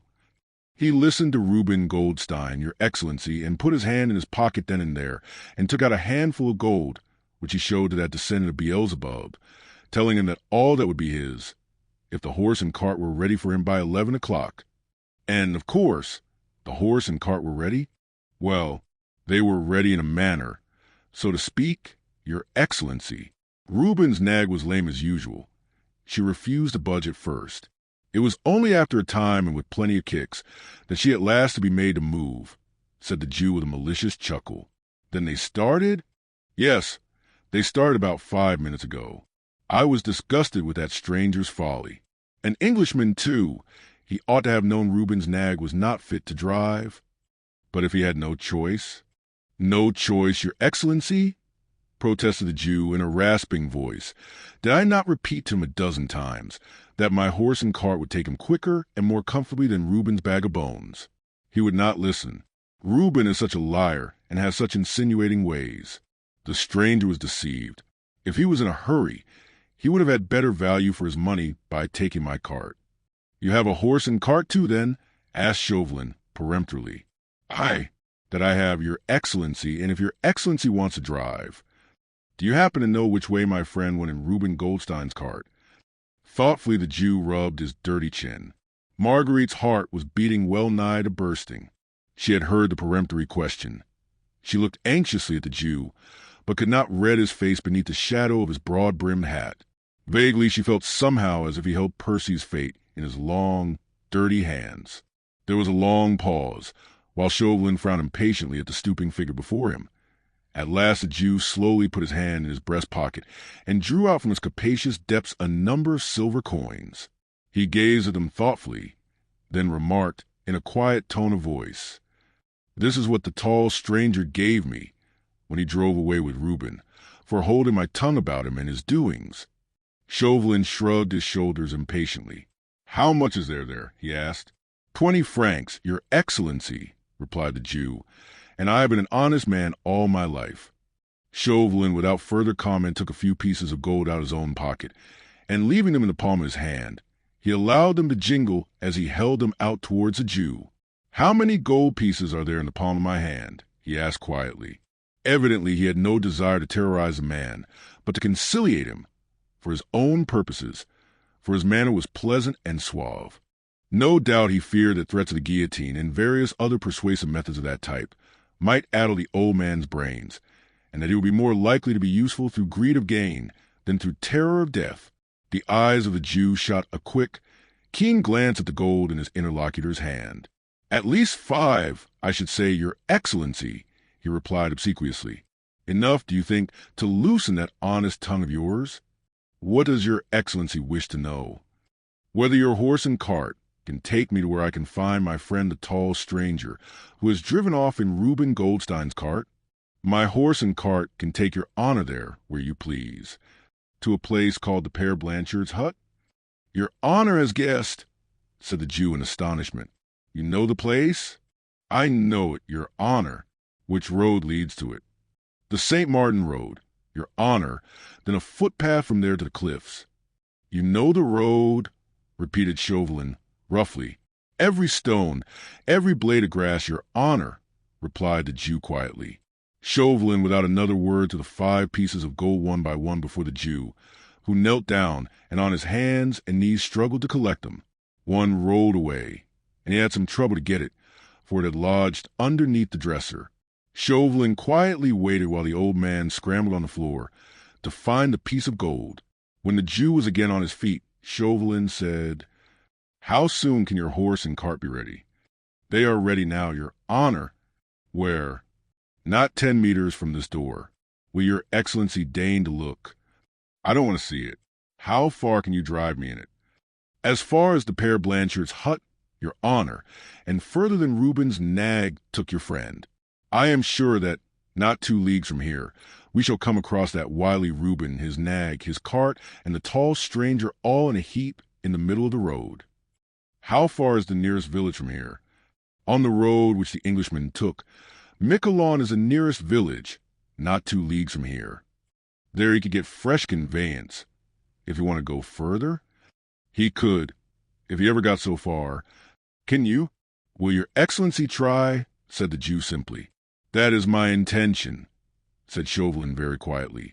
"But remember, if you deceive me, I shall tell off 2 of my most stalwart soldiers to give you such a beating that your breath will perhaps leave your ugly body forever. But if we find my friend the tall Englishman, either on the road or at the Père Blanchard's hut, there will be 10 more gold pieces for you. Do you accept the bargain?" The Jew again thoughtfully rubbed his chin. He looked at the money in his hand, then at his stern interlocutor, and at Desgas, who had stood silently behind him all this while. After a moment's pause, he said deliberately, "I accept." "Go and wait outside, then," said Chauvelin, "and remember to stick to your bargain, or by heaven, I will keep to mine." With a final, most abject and cringing bow, the old Jew shuffled out of the room. Chauvelin seemed pleased with his interview, for he rubbed his hands together, with that usual gesture of his of malignant satisfaction. "My coat and boots," he said to Desgas at last. Desgas went to the door, and apparently gave the necessary orders, for presently a soldier entered, carrying Chauvelin's coat, boots, and hat. He took off his soutane, beneath which he was wearing close-fitting breeches and a cloth waistcoat, and began changing his attire. "You, citoyen, in the meanwhile," he said to Desgas, "go back to Captain Jutley as fast as you can, and tell him to let you have another 12 men, and bring them with you along the St. Martin Road, where I dare say you will soon overtake the Jew's cart with myself in it. There will be hot work presently, if I mistake not, in the Père Blanchard's hut. We shall corner our game there, I'll warrant, for this impudent Scarlet Pimpernel has had the audacity, or the stupidity, I hardly know which, to adhere to his original plans. He has gone to meet de Tournay, Saint Just, and the other traitors, which for the moment I thought perhaps he did not intend to do. When we find them, there will be a band of desperate men at bay. Some of our men will, I presume, be put hors de combat. These royalists are good swordsmen, and the Englishman is devilish cunning and looks very powerful. Still, we shall be 5 against 1 at least. You can follow the cart closely with your men, all along the St. Martin Road, through Miquelon. The Englishman is ahead of us, and not likely to look behind him. Whilst he gave these curt and concise orders, he had completed his change of attire. The priest's costume had been laid aside, and he was once more dressed in his usual dark, tight-fitting clothes. At last he took up his hat. "I shall have an interesting prisoner to deliver into your hands," he said with a chuckle, as with unwonted familiarity he took Desgas' arm, and led him towards the door. "We won't kill him outright, friend Desgas. The Père Blanchard's hut is, and I mistake not, a lonely spot upon the beach, and our men will enjoy a bit of rough sport there with the wounded fox. Choose your men well, friend Desgas, of the sort who enjoy that type of sport. We must see that Scarlet Pimpernel wither a bit, what? Shrink and tremble, before we finally—" He made an expressive gesture, whilst he laughed a low, evil laugh, which filled Marguerite's soul with sickening horror. "Choose your men well, citoyen Desgas," he said once more, as he led his secretary finally out of the room. Chapter 27. On the track.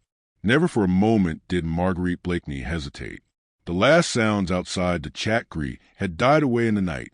She had heard Desgas giving orders to his men, and then starting off towards the fort, to get a reinforcement of a dozen more men. 6 were not thought sufficient to capture the cunning Englishman, whose resourceful brain was even more dangerous than his valor and his strength. Then a few minutes later, she heard the Jew's husky voice again, evidently shouting to his nag, then the rumble of wheels and noise of a rickety cart bumping over the rough road. Inside the inn, everything was still. Brogard and his wife, terrified of Chauvelin, had given no sign of life. They hoped to be forgotten, and at any rate to remain unperceived. Marguerite could not even hear their usual volleys of muttered oaths. She waited a moment or two longer. Then she quietly slipped down the broken stairs, wrapped her dark cloak closely round her, and slipped out of the inn. The night was fairly dark, sufficiently so at any rate to hide her dark figure from view, whilst her keen ears kept count of the sound of the cart going on ahead. She hoped by keeping well within the shadow of the ditches which lined the road, that she would not be seen by Desgas' men when they approached, or by the patrols, which she concluded were still on duty. Thus she started to do this, the last stage of her weary journey, alone at night and on foot, nearly 3 leagues to Miquelon, and then on to the Père Blanchard's hut, wherever that fatal spot might be, probably over rough roads. She cared not. The Jew's nag could not get on very fast, and though she was weary with mental fatigue and nerve strain, she knew that she could easily keep up with it on a hilly road, where the poor beast, who was sure to be half-starved, would have to be allowed long and frequent rests. The road lay some distance from the sea, bordered on either side by shrubs and stunted trees, sparsely covered with meager foliage, all turning away from the north, with their branches looking in the semi-darkness, like stiff, ghostly hair, blown by a perpetual wind. Fortunately, the moon showed no desire to peep between the clouds, and Marguerite, hugging the edge of the road, and keeping close to the low line of shrubs, was fairly safe from view. Everything around her was so still. Only from far, very far away, there came like a long, soft moan, the sound of the distant sea.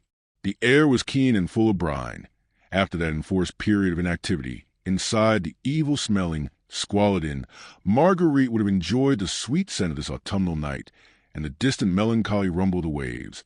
She would have reveled in the calm and stillness of this lonely spot, a calm, broken only at intervals by the strident and mournful cry of some distant gull, and by the creaking of the wheels, some way down the road. She would have loved the cool atmosphere, the peaceful immensity of nature, in this lonely part of the coast. But her heart was too full of cruel foreboding, of a great ache and longing for a being who had become infinitely dear to her. Her feet slipped on the grassy bank, for she thought it safest not to walk near the center of the road, and she found it difficult to keep up a sharp pace along the muddy incline. She even thought it best not to keep too near to the cart. Everything was so still that the rumble of the wheels could not fail to be a safe guide. The loneliness was absolute. Already the few dim lights of Calais lay far behind, and on this road there was not a sign of human habitation, not even a hut of fisherman or of a woodcutter anywhere near. Far away on her right was the edge of the cliff. Below it the rough beach, against which the incoming tide was dashing itself with its constant, distant murmur, and ahead the rumble of the wheels, bearing an implacable enemy to his triumph. Marguerite wondered at what particular spot, on this lonely coast, Percy could be at this moment. Not very far, surely, for he had less than a quarter of an hour's start of Chauvelin. She wondered if he knew that in this cool, ocean-scented bit of France there lurked many spies, all eager to sight his tall figure, to track him to where his unsuspecting friends waited for him, and then to close the net over him and them. Chauvelin, on ahead, jolted and jostled in the Jew's vehicle, was nursing comfortable thoughts. He rubbed his hands together with content as he thought of the web which he had woven, and through which that ubiquitous and daring Englishman could not hope to escape.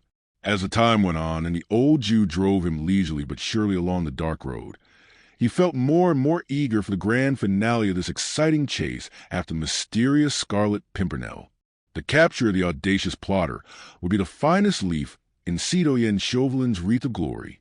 Caught red-handed on the spot, in the very act of aiding and abetting the traitors against the Republic of France, the Englishman could claim no protection from his own country. Chauvelin had, in any case, fully made up his mind that all intervention should come too late. Never for a moment did the slightest remorse enter his heart as to the terrible position in which he had placed the unfortunate wife, who had unconsciously betrayed her husband. As a matter of fact, Chauvelin had ceased even to think of her. She had been a useful tool. That was all. The Jew's lean nag did little more than walk. She was going along at a slow jog trot, and her driver had to give her long and frequent halts. "Are we a long way yet from Miquelon?"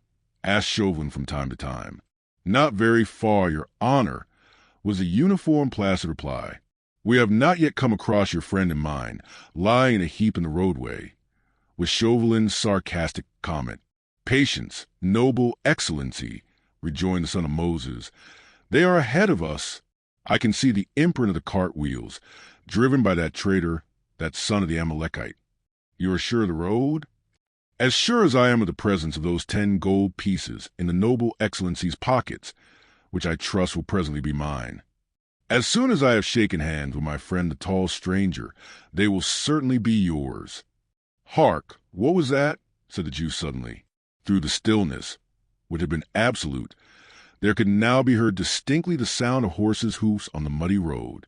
"They are soldiers," he added in an awed whisper. "Stop a moment. I want to hear," said Chauvelin. Marguerite had also heard the sound of galloping hoofs, coming toward the cart, and toward herself. For some time she had been on the alert, thinking that Desgas and his squad would soon overtake them, but these came from the opposite direction, presumably from Miquelon. The darkness lent her sufficient cover. She had perceived that the cart had stopped, and with utmost caution, treading noiselessly on the soft road, she crept a little nearer. Her heart was beating fast. She was trembling in every limb.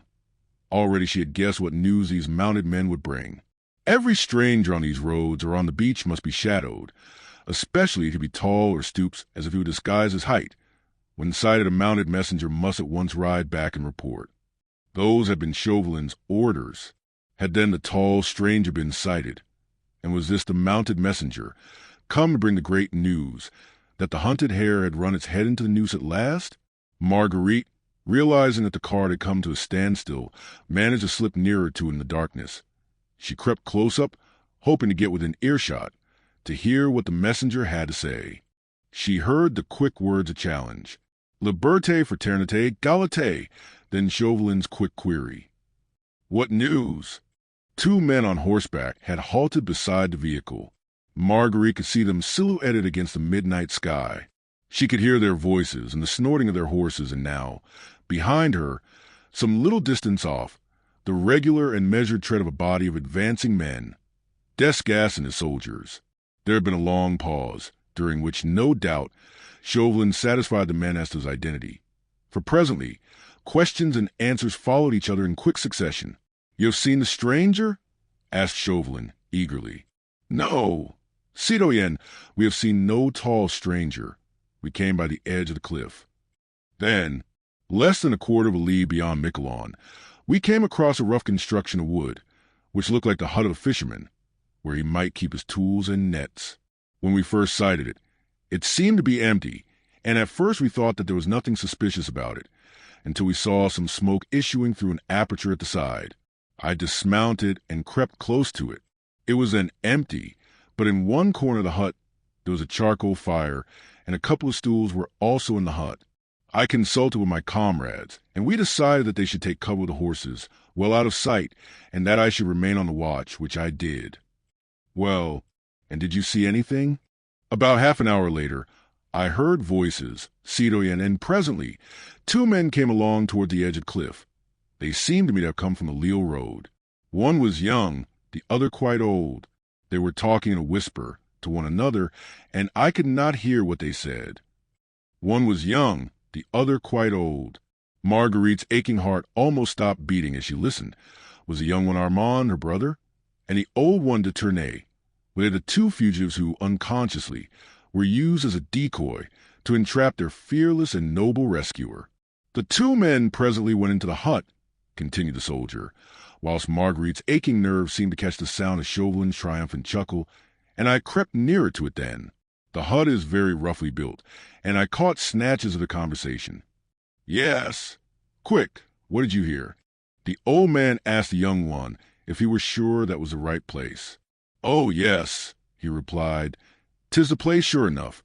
And by the light of the charcoal fire he showed to his companion a paper which he carried. Here is the plan, he said, which he gave me before I left London. We were to adhere strictly to that plan, unless I had contrary orders, and I have had none. Here is the road we followed, see. Here the fork. Here we cut across the St. Martin Road, and here's a footpath which brought us to the edge of the cliff. I must have made a slight noise then, for the young man came to the door of the hut and peered anxiously all round him. When he again joined a companion, they whispered so low that I could no longer hear them. Well, and... asked Chauvelin impatiently. There were 6 of us altogether patrolling that part of the beach, so we consulted together and thought it best that we should remain behind and keep the hut in sight, and I and my comrade rode back at once to make report of what we had seen. You saw nothing of the tall stranger? Nothing, citoyen. If your comrades see him, what would they do? Not lose sight of him for a moment, and if he showed signs of escape or any boat came in sight, they would close in on him, and, if necessary, they would shoot. The fire would bring the rest of the patrol to the spot. In any case, they would not let the stranger go. But I did not want the stranger hurt. Not just yet, murmured Chauvelin, savagely. But there you've done your best. The fates grant that I may not be too late. We met 6 men just now, who have been patrolling this road for several hours. Well, they have seen no stranger either. Yet he is on ahead somewhere in a cart or else. Here, there is not a moment to lose. How far is that hut from here? About a couple of leagues, citoyen. You can find it again at once, without hesitation? I have absolutely no doubt, citoyen. The footpath to the edge of the cliff? Even in the dark? It is not a dark night, citoyen, and I know I can find my way, repeated the soldier firmly. Fall in behind then. Let your comrade take both your horses back to Calais. You won't want them. Keep beside the cart and direct the Jew to drive straight ahead. Then stop him within a quarter of a league of the footpath. See that he takes the most direct road. While Chauvelin spoke, Desgas and his men were fast approaching, and Marguerite could hear their footsteps within 100 yards behind her now. She thought it unsafe to stay where she was, and unnecessary too, as she had heard enough. She seemed suddenly to have lost all faculty even for suffering. Her heart, her nerves, her brain seemed to become numb after all these hours of ceaseless anguish, culminating in this awful despair. For now there was absolutely not the faintest hope. Within 2 short leagues of the spot, the fugitives were waiting for their brave deliverer. He was on his way, somewhere on this lonely road, and presently he would join them. Then the well-laid trap would close. 24 men, led by one whose hatred was as deadly as his cunning was malicious, would close round a small band of fugitives and their daring leader. They would all be captured. Armand, according to Chauvelin's pledged word, would be restored to her, but her husband, Percy, whom with every breath she drew she seemed to love and worship more and more, he would fall into hands of a remorseless enemy, who had no pity for a brave heart, no admiration for the courage of a noble soul, who would show nothing but hatred for the cunning antagonist who had baffled him so long. She heard the soldier giving a few brief directions to the Jew. Then she retired quickly to the edge of the road and cowered behind some low shrubs, whilst Desgas and his men came up. All fell in noiselessly behind the cart, and slowly they all started down the dark road. Marguerite waited until she reckoned that they were well outside the range of earshot. Then she too, in the darkness, which suddenly seemed to become more intense, crept noiselessly along. Chapter 28.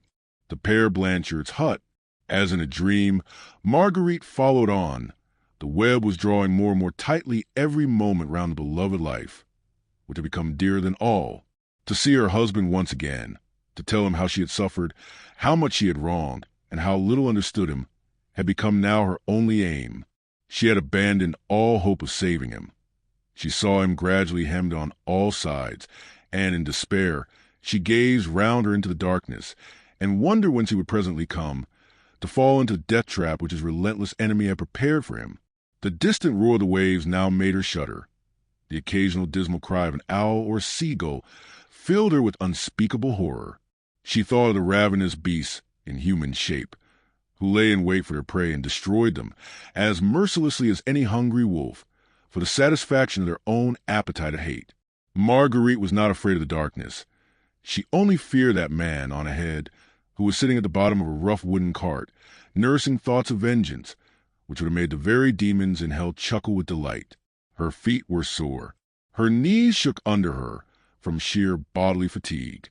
For days now she lived in a wild turmoil of excitement. She had not had a quiet rest for 3 nights. Now, she had walked on a slippery road for nearly 2 hours, and yet her determination never swerved for a moment. She would see her husband, tell him all, and, if he was ready to forgive the crime which she had committed in her blind ignorance, she would yet have the happiness of dying by his side. She must have walked on almost in a trance, instinct alone keeping her up and guiding her in the wake of the enemy, when suddenly her ears, attuned to the slightest sound by that same blind instinct, told her that the cart had stopped and that the soldiers had halted. They had come to their destination. No doubt on the right, somewhere close ahead, was a footpath that led to the edge of the cliff and to the hut. Heedless of any risks, she crept quite close up to where Chauvelin stood, surrounded by his little troop. He had descended from the cart and was giving some orders to the men. These she wanted to hear. What little chance she had had of being useful to Percy consisted in hearing absolutely every word of his enemy's plans. The spot where all the party had halted must have lain some 800 meters from the coast. The sound of the sea came only very faintly, as from a distance. Chauvelin and Desgas, followed by the soldiers, had turned off sharply to the right of the road, apparently on to the footpath, which led to cliffs. The Jew had remained on the road, with his cart and nag. Marguerite, with infinite caution and literally crawling on her hands and knees, had also turned off to the right. To accomplish this, she had to creep through the rough, low shrubs, try and make as little noise as possible as she went along, tear her face and hands against the dry twigs, intent only upon hearing without being seen or heard. Fortunately, as is usual in this part of France, the footpath was bordered by a low, rough hedge, beyond which was a dry ditch, filled with coarse grass. In this Marguerite managed to find shelter. She was quite hidden from view, yet could contrive to get within 3 yards of where Chauvelin stood, giving orders to his men. "Now," he was saying in a low and peremptory whisper, "where's the Père Blanchard's hut?" "About 800 meters from here, along the footpath," said the soldier who had lately been directing the party, "and halfway down the cliff." "Very good. You shall lead us. Before we begin to descend the cliff, you shall creep down to the hut as noiselessly as possible and ascertain if the traitor royalists are there. Do you understand?" "I understand, citoyen." "Now listen very attentively, all of you," continued Chauvelin impressively, and addressing the soldiers collectively, "for after this we may not be able to exchange another word. So remember every syllable I utter, as if your very lives depended on your memory." "Perhaps they do," he added drily.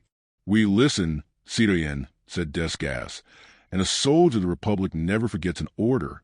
You, who have crept up to the hut, will try to peep inside. If an Englishman is there with those traitors, a man who is tall above the average, or who stoops as if he would disguise his height, then give a sharp, quick whistle as a signal to your comrades. All of you," he added, once more speaking to the soldiers collectively, "then quickly surround and rush into the hut, and each seize one of the men there, before they have time to draw their firearms. If any of them struggle, shoot at their legs or arms, but on no account kill the tall man. Do you understand?" "We understand, citoyen." "The man who is tall above the average is probably also strong above the average. It will take 4 or 5 of you at least to overpower him." There was a little pause. Then Chauvelin continued. "If the royalist traitors are still alone, which is more than likely to be the case, then warn your comrades who are lying in wait there, and all of you creep and take cover behind the rocks and boulders round the hut, and wait there in dead silence until the tall Englishman arrives. Then only rush the hut when he is safely within its doors. But remember that you must be as silent as the wolf is at night, when he prowls around the pens." I do not wish those royalists to be on the alert. The firing of a pistol, a shriek or call on their part would be sufficient, perhaps, to warn the tall persons to keep clear of the cliffs and of the hut, and, he added emphatically, it is the tall Englishman whom it is your duty to capture tonight. You shall be implicitly obeyed, citoyen. Then get along as noiselessly as possible, and I will follow you. What about the Jew, citoyen? Asked Desgas, as silently like noiseless shadows. One by one the soldiers began to creep along the rough and narrow footpath. Ah, yes, I have forgotten the Jew, said Chauvelin, and, turning toward the Jew, he called him peremptorily. Here, you, Aaron, Moses, Abraham, or whatever your confounded name may be, he said to the old man, who had quietly stood beside his lean nag, as far away from the soldiers as possible. Benjamin Rosenbaum, so it please your honor, he replied humbly. It does not please me to hear your voice, but it does please me to give you certain orders, which you will find it wise to obey. So it please your honor. Hold your confounded tongue. You shall stay here, do you hear? With your horse and cart until our return. You are on no account to utter the faintest sound, or even to breathe louder than you can help. Nor are you, on any consideration whatever, to leave your post until I give you orders to do so. Do you understand? But your honor, protested the Jew pitiably. There is no question of but, or of any argument, said Chauvelin, in a tone that made the timid old man tremble from head to foot. If, when I return, I do not find you here, I most solemnly assure you that, wherever you may try to hide yourself, I can find you, and that punishment swift, sure and terrible, will sooner or later overtake you. Do you hear me? But your excellency, I said, do you hear me? The soldiers had all crept away. The three men stood alone together in the dark and lonely road, with Marguerite there, behind the hedge, listening to Chauvelin's orders, as she would to her own death sentence. I heard your honor, protested the Jew again, while he tried to draw nearer to Chauvelin, and I swear by Abraham, Isaac, and Jacob that I would obey your honor most absolutely, and that I would not move from this place until your honor once more deigned to shed the light of your countenance upon your humble servant. But remember, your honor, I am a poor old man. My nerves are not as strong as those of a young soldier. If midnight marauders should come prowling round this lonely road, I might scream or run in my fright. And is my life to be forfeit? Is some terrible punishment to come on my poor old head for that which I cannot help? The Jew seemed in real distress. He was shaking from head to foot. Clearly he was not the man to be left by himself on this lonely road. The man spoke truly. He might unwittingly, in sheer terror, utter the shriek that might prove a warning to the wily Scarlet Pimpernel. Chauvelin reflected for a moment. Will your horse and cart be safe alone here, do you think? He asked roughly. I fancy, citoyen, here interposed Desgas, that they will be safer without that dirty, cowardly Judan with him. There seems no doubt that, if he gets scared, he will either make a bolt of it or shriek his head off. But what am I to do with the brute? Will you send him back to Calais, citoyen? No, for we shall want him to drive back the wounded presently, said Chauvelin, with grim significance. There was a pause again, Desgas, waiting for the decision of his chief, and the old Jew whining beside his nag. Well, you lazy, lumbering old coward, said Chauvelin at last, you had better shuffle along behind us. Here, citoyen Desgas, tie this handkerchief tightly round the fellow's mouth. Chauvelin handed a scarf to Desgas, who solemnly began winding it round the Jew's mouth. Meekly Benjamin Rosenbaum allowed himself to be gagged. He, evidently, preferred this uncomfortable state to that of being left alone on the dark St. Martin road. Then the three men fell in line. Quick, said Chauvelin impatiently. We have already wasted much valuable time. And the firm footsteps of Chauvelin and Desgas, the shuffling gait of the old Jew, soon died away along the footpath. Marguerite had not lost a single one of Chauvelin's words of command. Her every nerve was strained to completely grasp the situation first, then to make a final appeal to those wits which had so often been called the sharpest in Europe, and which alone might be of service now. Certainly the situation was desperate enough. A tiny band of unsuspecting men, quietly awaiting the arrival of their rescuer, who was equally unconscious of the trap laid for them all. It seemed so horrible This net, as it were drawn in a circle at dead of night, on a lonely beach, round a few defenseless men, defenseless because they were tricked and unsuspecting. Of these one was a husband she idolized, another the brother she loved. She vaguely wondered who the others were, who were also calmly waiting for the Scarlet Pimpernel, while death lurked behind every boulder of the cliffs. For the moment she could do nothing but follow the soldiers and Chauvelin. She feared to lose her way, where she would have rushed forward and found that wooden hut, and perhaps been in time to warn the fugitives and their brave deliverer yet. For a second, the thought flashed through her mind of uttering the piercing shrieks, which Chauvelin seemed to dread, as a possible warning to the Scarlet Pimpernel and his friends, in the wild hope that they would hear, and have yet time to escape before it was too late. But she did not know how far from the edge of the cliff she was. She did not know if her shrieks would reach the ears of the doomed men. Her effort might be premature, and she would never be allowed to make another. Her mouth would be securely gagged, like that of the Jew, and she, a helpless prisoner in the hands of Chauvelin's men. Like a ghost, she flitted noiselessly behind that hedge. She had taken her shoes off, and her stockings were by now torn off her feet. She felt neither soreness nor weariness, indomitable will to reach her husband in spite of adverse fate and of a cunning enemy, killed all sense of bodily pain within her, and rendered her instincts doubly acute. She heard nothing save the soft and measured footsteps of Percy's enemies on in front. She saw nothing but, in her mind's eye, that wooden hut and he, her husband, walking blindly to his doom. Suddenly, those same keen instincts within her made her pause in her mad haste, and cower still further within the shadow of the hedge. The moon, which had proved a friend to her by remaining hidden behind a bank of clouds, now emerged in all the glory of an early autumn night, and in a moment flooded the weird and lonely landscape with a rush of brilliant light. There, not 200 meters ahead, was the edge of the cliff, and below, stretching far away to free and happy England, the sea rolled on smoothly and peaceably. Marguerite's gaze rested for an instant on the brilliant, silvery waters, and as she gazed, her heart, which had been numb with pain for all these hours, seemed to soften and distend, and her eyes filled with hot tears. Not 3 miles away, with white sails set, a graceful schooner lay in wait. Marguerite had guessed rather than recognized her.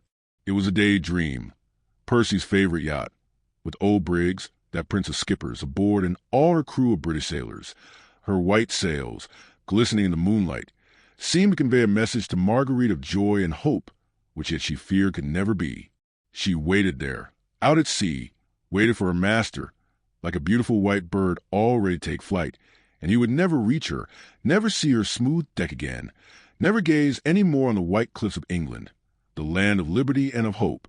The sight of the schooner seemed to infuse into the poor, wearied woman the superhuman strength of despair. There was the edge of the cliff, and some way below was a hut where presently her husband would meet his death. But the moon was out. She could see her way now.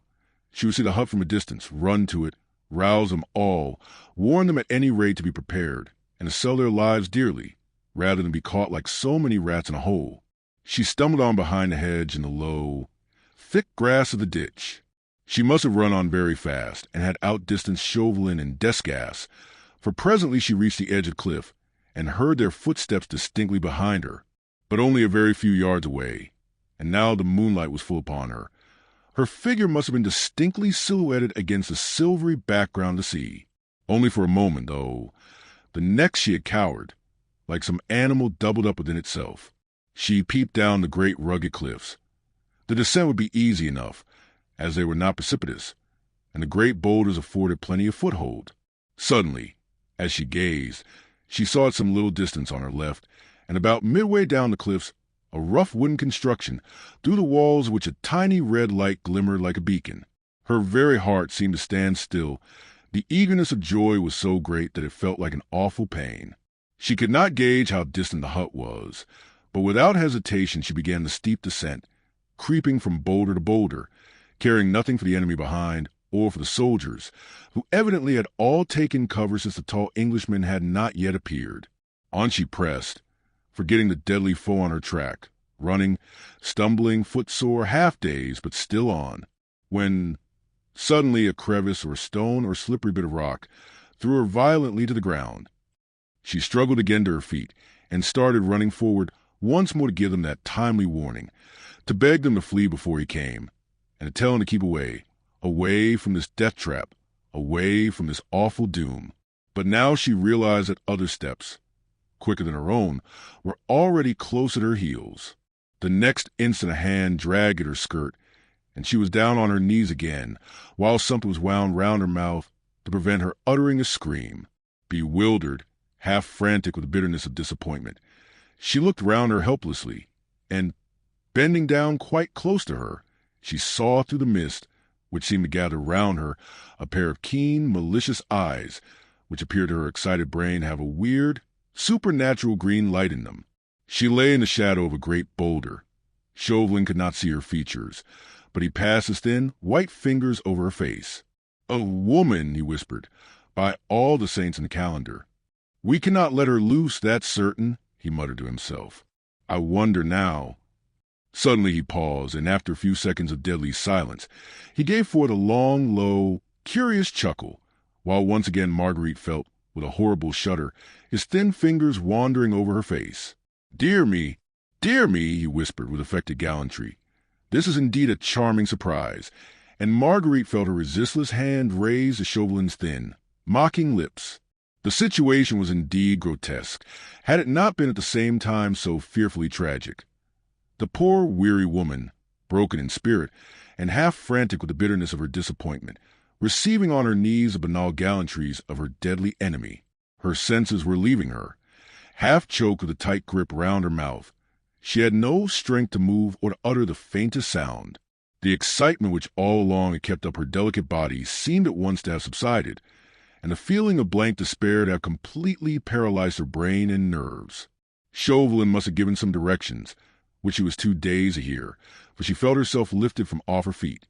The bandage round her mouth was made more secure, and a pair of strong arms carried her towards that tiny red light on ahead, which she looked upon as a beacon and the last faint glimmer of hope.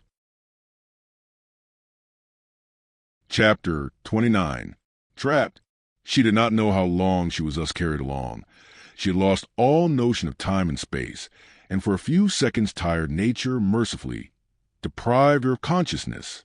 When she once more realized her state, she felt that she was placed with some degree of comfort upon a man's coat, with her back resting against a fragment of rock. The moon was hidden again behind some clouds, and the darkness seemed in comparison more intense. The sea was roaring some 200 feet below her, and on looking all round she could no longer see any vestige of the tiny glimmer of red light. That the end of the journey had been reached, she gathered from the fact that she heard rapid questions and answers spoken in a whisper quite close to her. "There are 4 men in there. Citoyen, they are sitting by the fire and seem to be waiting quietly. The hour? Nearly 2 o'clock. The tide? Coming in quickly. The schooner? Obviously an English one, lying some 3 kilometers out. But we cannot see her boat. Have the men taken cover? Yes, citoyen. They will not blunder? They will not stir until the tall Englishman comes. Then they will surround and overpower the 5 men. Right. And the lady? Still dazed, I fancy. She's close beside you, citoyen. And the Jew? He's gagged, and his legs strapped together. He cannot move or scream. Good. Then have your gun ready, in case you want it. Get close to the hut and leave me to look after the lady." Desgas evidently obeyed, for Marguerite heard him creeping away along the stony cliff. Then she felt that a pair of warm, thin, talon-like hands took hold of both her own and held in the grip of steel. "Before that handkerchief is removed from your pretty mouth, fair lady," whispered Chauvelin close to her ear, "I think it right to give you one small word of warning.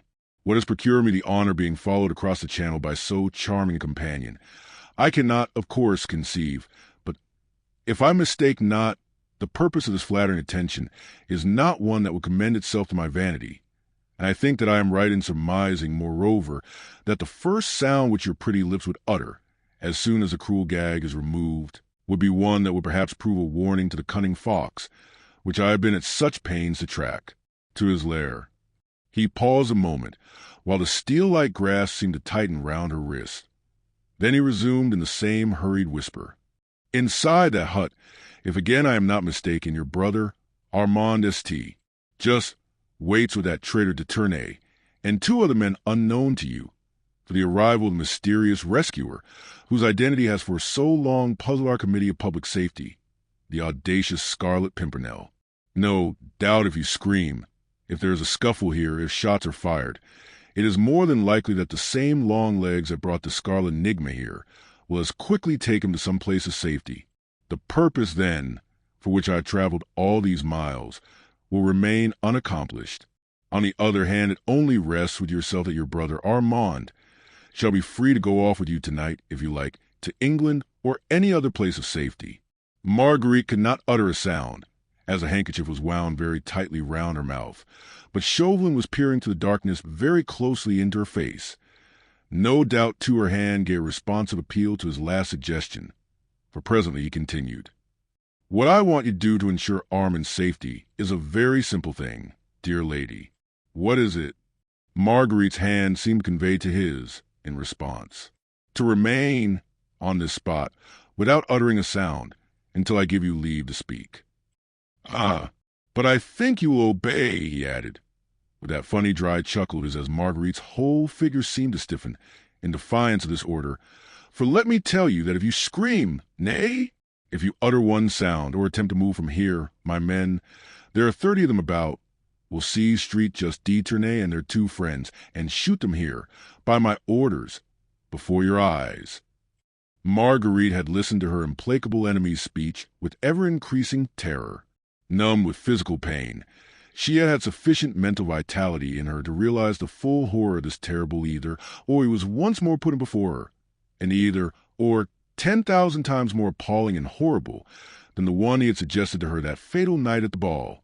This time it meant that she should keep still and allow the husband she worshipped to walk unconsciously to his death, or that she should, by trying to give him a word of warning, which perhaps might even be unavailing, actually give the signal for her own brother's death, and that of 3 other unsuspecting men.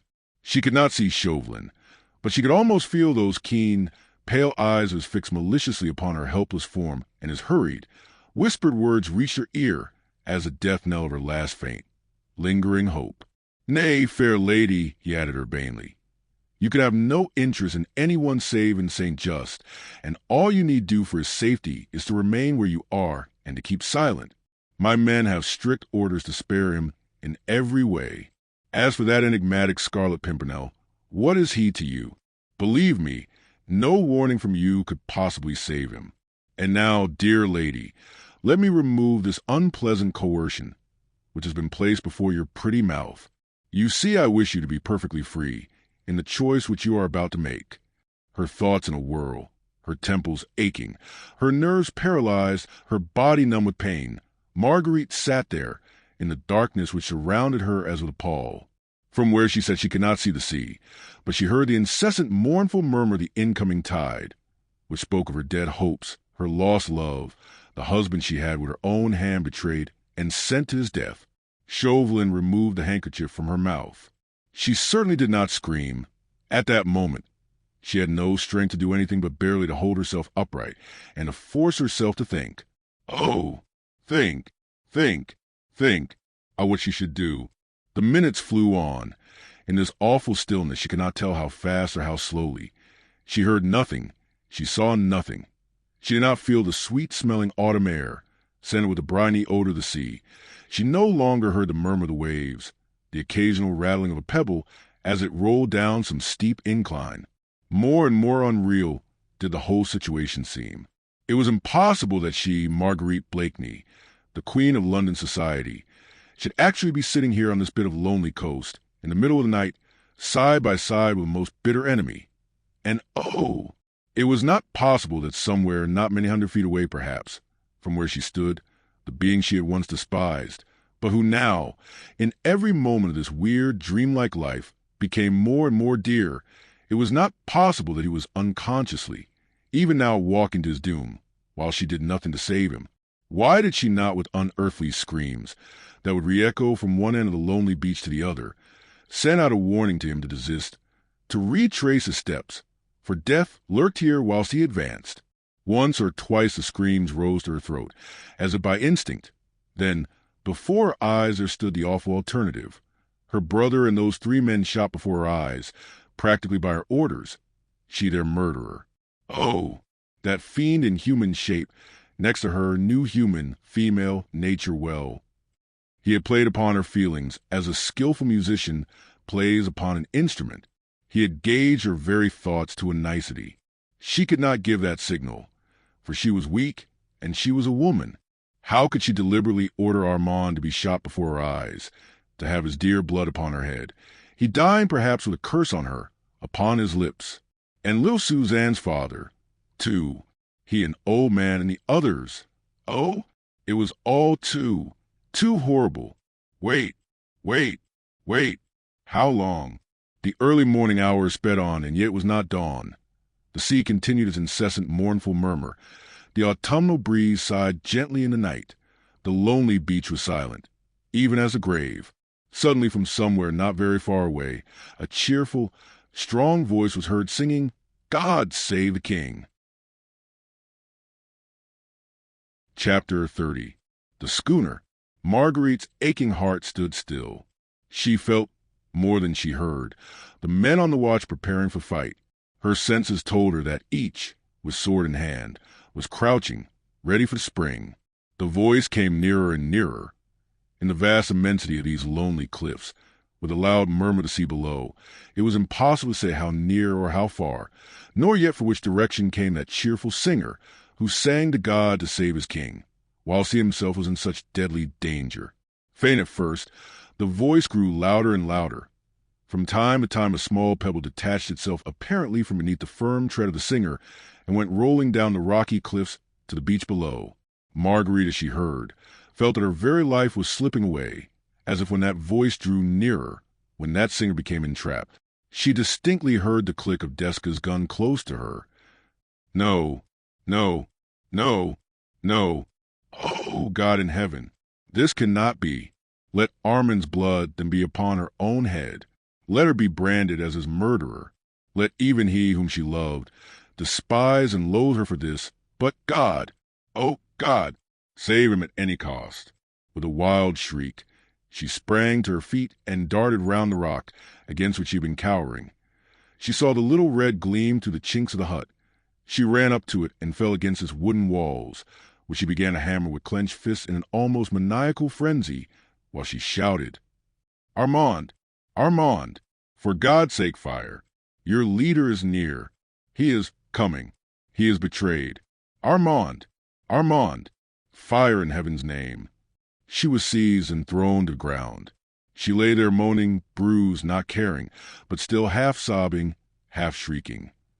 Percy, my husband, for God's sake fly. Armand, why don't you fire? One of you stop that woman screaming, hissed Chauvelin, who hardly could refrain from striking her. Something was thrown over her face. She could not breathe, and perforce she was silent. The bold singer, too, had become silent, warned no doubt of his impending danger by Marguerite's frantic shrieks. The men had sprung to their feet. There was no need for further silence on their part. The very cliffs echoed the poor, heartbroken woman's screams. Chauvelin, with a muttered oath, which boded no good to her, who had dared upset his most cherished plans, had hastily shouted the word of command. Into it, my men, and let no one escape from that hut alive. The moon had once more emerged from between the clouds. The darkness on the cliffs had gone, giving place once more to brilliant, silvery light.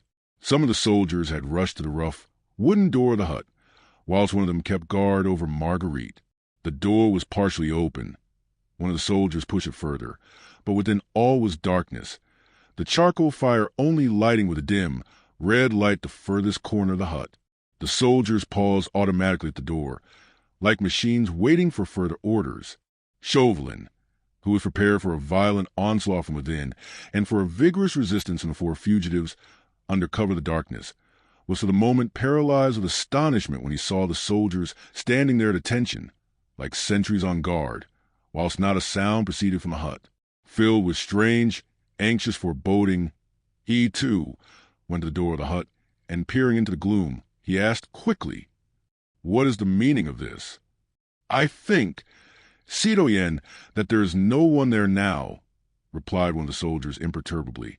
You have not let those 4 men go, thundered Chauvelin menacingly. I ordered you to let no man escape alive. Quick, after them, all of you. Quick, in every direction. The men, obedient as machines, rushed down the rocky incline toward the beach, some going off to right and left, as fast as their feet could carry them. You and your men will pay with your lives for this blunder. Citoyen Sergeant, said Chauvelin viciously to the sergeant who had been in charge of the men. And you too, Citoyen, he added, turning with a snarl to Desgas, for disobey my orders. You order us to wait, Citoyen, until the tall Englishman arrived and joined the 4 men in the hut. No one came, said the sergeant sullenly. But I ordered you just now, when the woman screamed, to rush in and let no one escape. But, Citoyen, the 4 men who were there before had been gone some time, I think. You think, said Chauvelin, almost choking with fury, and you let them go. You ordered us to wait, Citoyen, protested the sergeant, and to implicitly obey your commands on pain of death. We waited. I heard the men creep out of the hut not many minutes after we took cover, and long before the woman screamed, he added, as Chauvelin seemed still quite speechless with rage. Hark, said Desgas suddenly. In the distance the sound of repeated firing was heard. Chauvelin tried to peer along the beach below, but as luck would have it, the fitful moon once more hid her light behind a bank of clouds, and he could see nothing. One of you go into the hut and strike a light, he stammered at last. Stolidly the sergeant obeyed. He went up to the charcoal fire and lit the small lantern he carried in his belt. It was evident that the hut was quite empty. Which way did they go? Asked Chauvelin. I could not tell. Citoyen, said the sergeant. They went straight down the cliff first, then disappeared behind some boulders. Hush! What was that? All 3 men listened attentively. In the far, very far distance, could be heard faintly echoing and already dying away the quick, sharp splash of half a dozen oars. Chauvelin took out his handkerchief and wiped the perspiration from his forehead. The schooner's boat was all he gasped. Evidently Armand St. Just and his 3 companions had managed to creep along the side of the cliffs, whilst the men, like true soldiers of the well-drilled Republican army, had with blind obedience, and in fear of their lives, implicitly obeyed Chauvelin's orders to wait for the tall Englishman, who was the important capture. They had no doubt reached one of the creeks which jut far out to sea on this coast at intervals. Behind this, the boat of the Day Dream must have been on the lookout for them, and they were by now safely on board the British schooner. As if to confirm this last supposition, the dull boom of a gun was heard from out at sea. The schooner, Citoyen, said Desgas quietly. She's off. It needed all Chauvelin's nerve and presence of mind not to give way to a useless and undignified access of rage. There was no doubt now that once again that accursed British head had completely outwitted him. How he had contrived to reach the hut, without being seen by one of the 30 soldiers who guarded the spot, was more than Chauvelin could conceive. That he had done so before the 30 men had arrived on the cliff was, of course, fairly clear, but how he had come over in Reuben Goldstein's cart, all the way from Calais, without being sighted by the various patrols on duty, was impossible of explanation. It really seemed as if some potent fate watched over that daring Scarlet Pimpernel, and his astute enemy almost felt a superstitious shudder pass through him, as he looked round the towering cliffs and the loneliness of this outlying coast. But surely this was reality. In the year of grace 1792, there were no fairies and hobgoblins about. Chauvelin and his 30 men had all heard with their own ears that accursed voice singing, God Save the King, fully 20 minutes after they had all taken cover round the hut. By that time the 4 fugitives must have reached the creek and got into the boat, and the nearest creek was more than a mile from the hut. Where had that daring singer got to? Unless Satan himself had lent him wings, he could not have covered that mile on a rocky cliff in the space of 2 minutes. And only 2 minutes had elapsed between the song and the sound of the boat's oars away at sea. He must have remained behind, and was even now hiding somewhere about the cliffs. The patrols were still about. He would still be sighted, no doubt. Chauvelin felt hopeful once again. 1 or 2 of the men, who had run after the fugitives, were now slowly working their way up the cliff. One of them reached Chauvelin's side, at the very moment that this hope arose in the astute diplomatist's heart. We were too late, Citoyen, the soldier said. We reached the beach just before the moon was hidden by that bank of clouds. The boat had undoubtedly been on the lookout behind that first creek, a mile off, but she had shoved off some time ago when we got to the beach and was already some way out to sea. We fired after her, but of course it was no good. She was making straight and quickly for the schooner. We saw her very clearly in the moonlight. Yes, said Chauvelin with eager impatience. She had shoved off some time ago, you said, and the nearest creek is a mile further on. Yes, citoyen. I ran all the way, straight to the beach, though I guess the boat would have waited somewhere near the creek, as the tide would reach there earliest. The boat must have shoved off some minutes before the woman began to scream. Some minutes before the woman began to scream. Then Chauvelin's hopes had not deceived him. The Scarlet Pimpernel may have contrived to send the fugitives on ahead by the boat, but he himself had not had time to reach it. He was still on shore, and all the roads were well patrolled. At any rate, all was not yet lost, and would not be whilst that impudent Britisher was still on French soil. "Bring the light in here," he commanded eagerly, as he once more entered the hut. The sergeant brought his lantern, and together the two men explored the little place. With a rapid glance, Chauvelin noted its contents. The cauldron placed close under an aperture in the wall, and containing the last few dying embers of burned charcoal, a couple of stools, overturned as if in a haste of sudden departure, then the fisherman's tools and his nets lying in one corner, and beside them something small and white.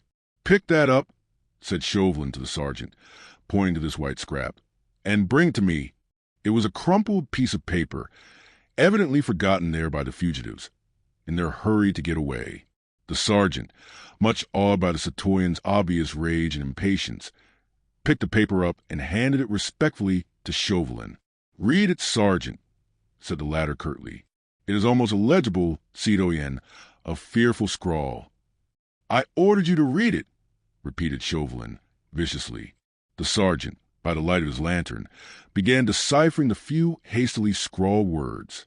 "I cannot quite reach you without risking your lives and endangering the success of your rescue. When you receive this, wait 2 minutes, then creep out of the hut one by one.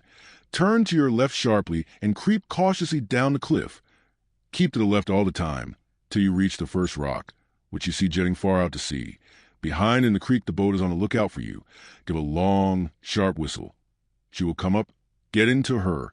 My men will row you to the schooner, and thence to England and safety. Once on board the Daydream, send the boat back for me. Tell my men that. I shall be at the creek, which is in a direct line opposite the Chat Green near Calais. They know it. I shall be there as soon as possible. They must wait for me at a safe distance out at sea, till they hear the usual signal. Do not delay, and obey these instructions implicitly. Then there is the signature. Citoyen," added the sergeant, as he handed the paper back to Chauvelin. But the latter had not waited an instant. One phrase of the momentous scrawl had caught his ear. "I shall be at the creek, which is in a direct line opposite the Chat Green near Calais." That phrase might yet mean victory for him. "Which of you knows this coast well?" he shouted to his men, who now one by one had all returned from their fruitless run, and were all assembled once more round the hut. "I do." "Citoyen," said one of them, "I was born in Calais, and know every stone of these cliffs. There is a creek in a direct line from the Chat Green?" "There is, citoyen. I know it well. The Englishman is hoping to reach that creek. He does not know every stone of these cliffs. He may go there by the longest way round, and in any case he will proceed cautiously for fear of the patrols. At any rate, there is a chance to get him yet. 1,000 francs to each man who gets to that creek before that long-legged Englishman." "I know a short cut across the cliffs," said the soldier, and with an enthusiastic shout he rushed forward, followed closely by his comrades. Within a few minutes their running footsteps had died away in the distance. Chauvelin listened to them for a moment. The promise of the reward was lending spurs to the soldiers of the Republic. The gleam of hate and anticipated triumph was once more apparent on his face. Close to him Desgas still stood mute and impassive, waiting for further orders, whilst 2 soldiers were kneeling beside the prostrate form of Marguerite. Chauvelin gave his secretary a vicious look. His well-laid plan had failed. Its sequel was problematical.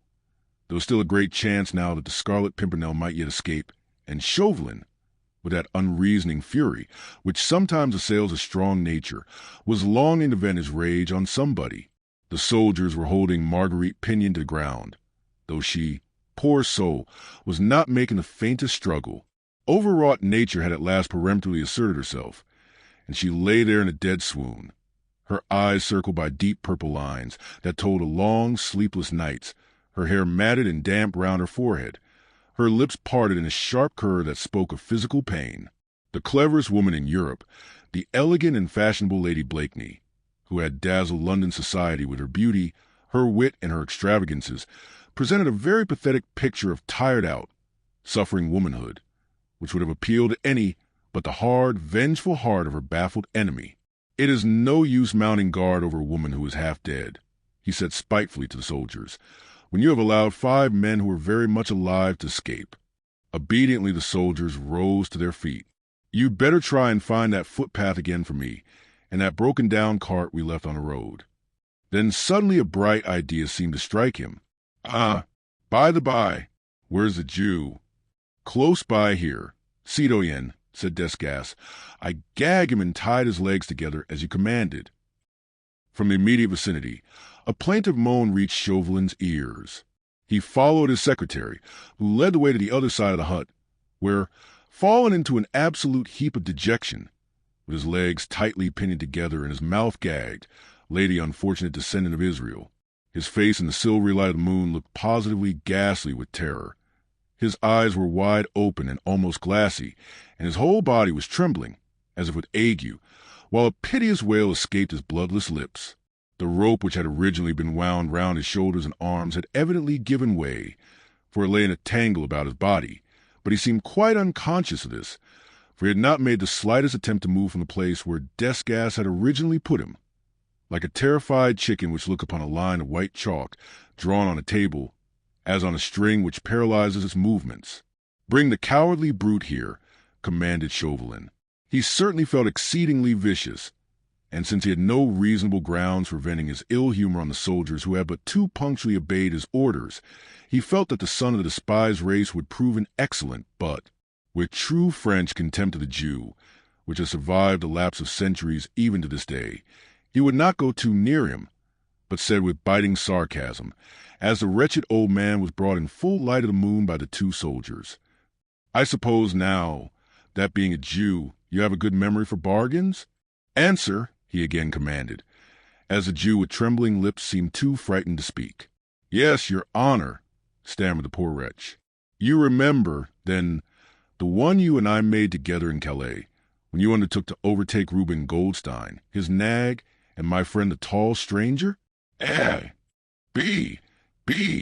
But, your honor, there is no but." I said, "Do you remember?" Why? Yes, your honor." "What was the bargain?" There was dead silence. The unfortunate man looked round at the great cliffs, the moon above, the stolid faces of soldiers, and even at the poor, prostrate, inanimate woman close by, but said nothing. "Will you speak?" thundered Chauvelin menacingly. He did try, poor wretch, but obviously he could not. There was no doubt, however, that he knew what to expect from the stern man before him. "Your honor," he ventured imploringly. "Since your terror seems to have paralyzed your tongue," said Chauvelin sarcastically, "I must needs refresh your memory. It was agreed between us that if we overtook my friend the tall stranger before he reached this place, you were to have 10 pieces of gold." A low moan escaped from the Jew's trembling lips. "But," added Chauvelin with slow emphasis, "if you deceived me in your promise, you would have a sound beating, one that would teach you not to tell lies." "I did not, your honor. I swear it by Abraham, and by all the other patriarchs I know. Unfortunately, they are still in Hades, I believe, according to your creed, and cannot help you much in your present trouble. Now, you did not fulfill your share of the bargain, but I am ready to fulfill mine. Here," he added, turning to the soldiers, "the buckle end of your 2 belts to this confounded Jew." As the soldiers obediently unbuckled their heavy leather belts, the Jew set up a howl that surely would have been enough to bring all the patriarchs out of Hades and elsewhere to defend their descendant from the brutality of this French official. I think I can rely on you, citoyen soldiers, laughed Chauvelin maliciously, to give this old liar the best and soundest beating he has ever experienced. But don't kill him, he added drily. We will obey, citoyen, replied the soldiers as imperturbably as ever. He did not wait to see his orders carried out. He knew that he could trust these soldiers, who were still smarting under his rebuke, not to mince matters, when given a free hand to belabor a third party. When that lumbering coward has had his punishment, he said to Desgas, the men can guide us as far as the cart, and one of them can drive us in it back to Calais. The Jew and the woman can look after each other, he added roughly, until we can send somebody for them in the morning. They can't run away very far, in their present condition, and we cannot be troubled with them just now. Chauvelin had not given up all hope. His men, he knew, were spurred on by the hope of the reward. That enigmatic and audacious Scarlet Pimpernel, alone and with 30 men at his heels, could not reasonably be expected to escape a second time. But he felt less sure now. The Englishman's audacity had baffled him once, whilst the wooden-headed stupidity of the soldiers and the interference of a woman had turned his hand, which held all the trumps, into a losing one. If Marguerite had not taken up his time, if the soldiers had had a grain of intelligence, if... It was a long if... And Chauvelin stood for a moment quite still and enrolled 30-odd people in one long, overwhelming anathema. Nature, poetic, silent, balmy, the bright moon, the calm, silvery sea spoke of beauty and of rest, and Chauvelin cursed nature, cursed man and woman, and above all, he cursed all long-legged, meddlesome British enigmas with one gigantic curse. The howls of a Jew behind him, undergoing his punishment, sent a balm through his heart, overburdened as it was with revengeful malice. He smiled. It eased his mind to think that some human being at least was, like himself, not altogether at peace with mankind. He turned and took a last look at the lonely bit of coast, where stood the wooden hut, now bathed in moonlight, the scene of the greatest discomfiture ever experienced by a leading member of the Committee of Public Safety. Against a rock, on a hard bed of stone, lay the unconscious figure of Marguerite Blakeney, while some few paces further on, the unfortunate Jew was receiving on his broad back the blows of 2 stout leather belts, wielded by the stolid arms of 2 sturdy soldiers of the Republic. The howls of Benjamin Rosenbaum were fit to make the dead rise from their graves. They must have wakened all the gulls from sleep and made them look down with great interest at the doings of the lords of the creation. That will do, commanded Chauvelin, as the Jew's moans became more feeble and the poor wretch seemed to have fainted away. We don't want to kill him. Obediently the soldiers buckled on their belts, one of them viciously kicking the Jew to one side. Leave him there, said Chauvelin, and lead the way now quickly to the cart. I'll follow. He walked up to where Marguerite lay, and looked down into her face. She had evidently recovered consciousness, and was making feeble efforts to raise herself. Her large blue eyes were looking at the moonlit scene round her with a scared and terrified look. They rested with a mixture of horror and pity on the Jew, whose luckless fate and wild howls had been the first signs that struck her with her returning senses. Then she caught sight of Chauvelin, in his neat, dark clothes, which seemed hardly crumpled after the stirring events of the last few hours. He was smiling sarcastically, and his pale eyes peered down at her with a look of intense malice. With mock gallantry, he stooped and raised her icy cold hand to his lips, which sent a thrill of indescribable loathing through Marguerite's weary frame. I much regret, fair lady, he said in his most suave tones, that circumstances, over which I have no control, compel me to leave you here for the moment. But I go away, secure in the knowledge that I do not leave you unprotected. Our friend Benjamin here, though a trifle the worse for wear at the present moment, will prove a gallant defender of your fair person, I have no doubt. At dawn I will send an escort for you. Until then, I feel sure that you will find him devoted, though perhaps a trifle slow. Marguerite only had the strength to turn her head away. Her heart was broken with cruel anguish. One awful thought had returned to her mind, together with gathering consciousness. What had become of Percy? What of Armand?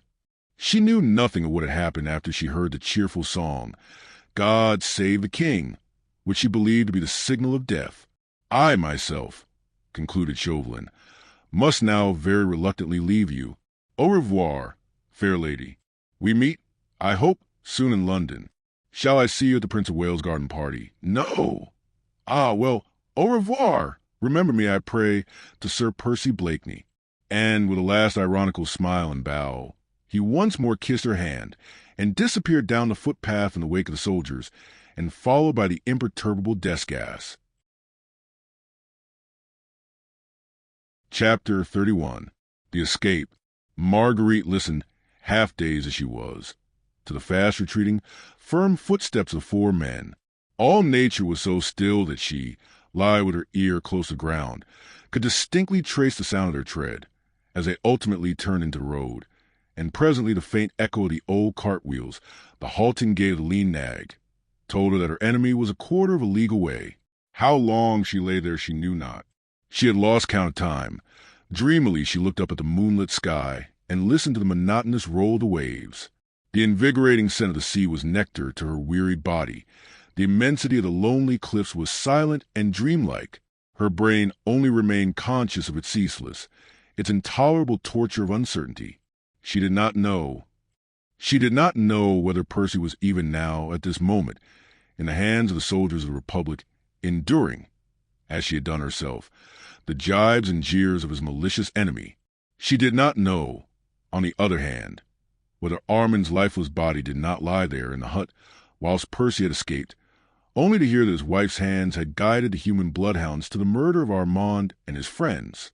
The physical pain of utter weariness was so great that she hoped confidently her tired body could rest here forever after all the turmoil, the passion, and the intrigues of the last few days.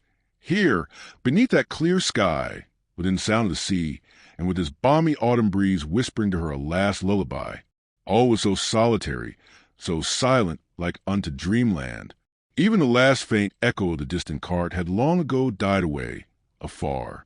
Suddenly, a sound, the strangest undoubtedly that these lonely cliffs of France had ever heard, broke the silent solemnity of the shore. So strange a sound was it that the gentle breeze ceased to murmur, the tiny pebbles to roll down the steep incline.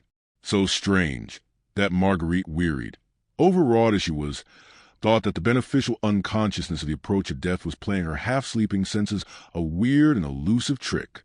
It was a sound of good, solid, absolutely British damn. The seagulls in their nests awoke and looked round in astonishment. A distant and solitary owl set up a midnight hoot.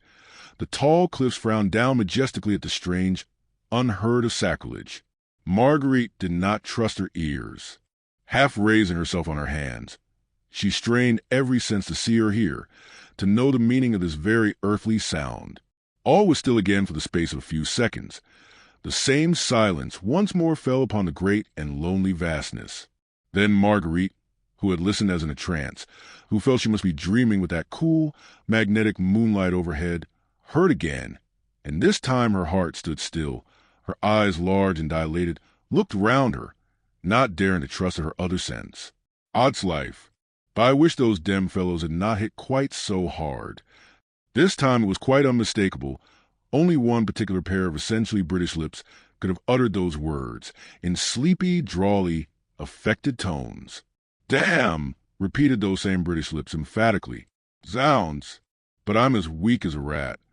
In a moment Marguerite was on her feet. Was she dreaming? Were those great, stony cliffs the gates of paradise? Was the fragrant breath of the breeze suddenly caused by the flutter of angels' wings, bringing tidings of unearthly joys to her after all her suffering? Or, faint and ill, was she the prey of delirium? She listened again, and once again she heard the same very earthly sounds of good, honest British language, not the least akin to whisperings from paradise or a flutter of angels' wings. She looked round her eagerly at the tall cliffs, the lonely hut, the great stretch of rocky beach.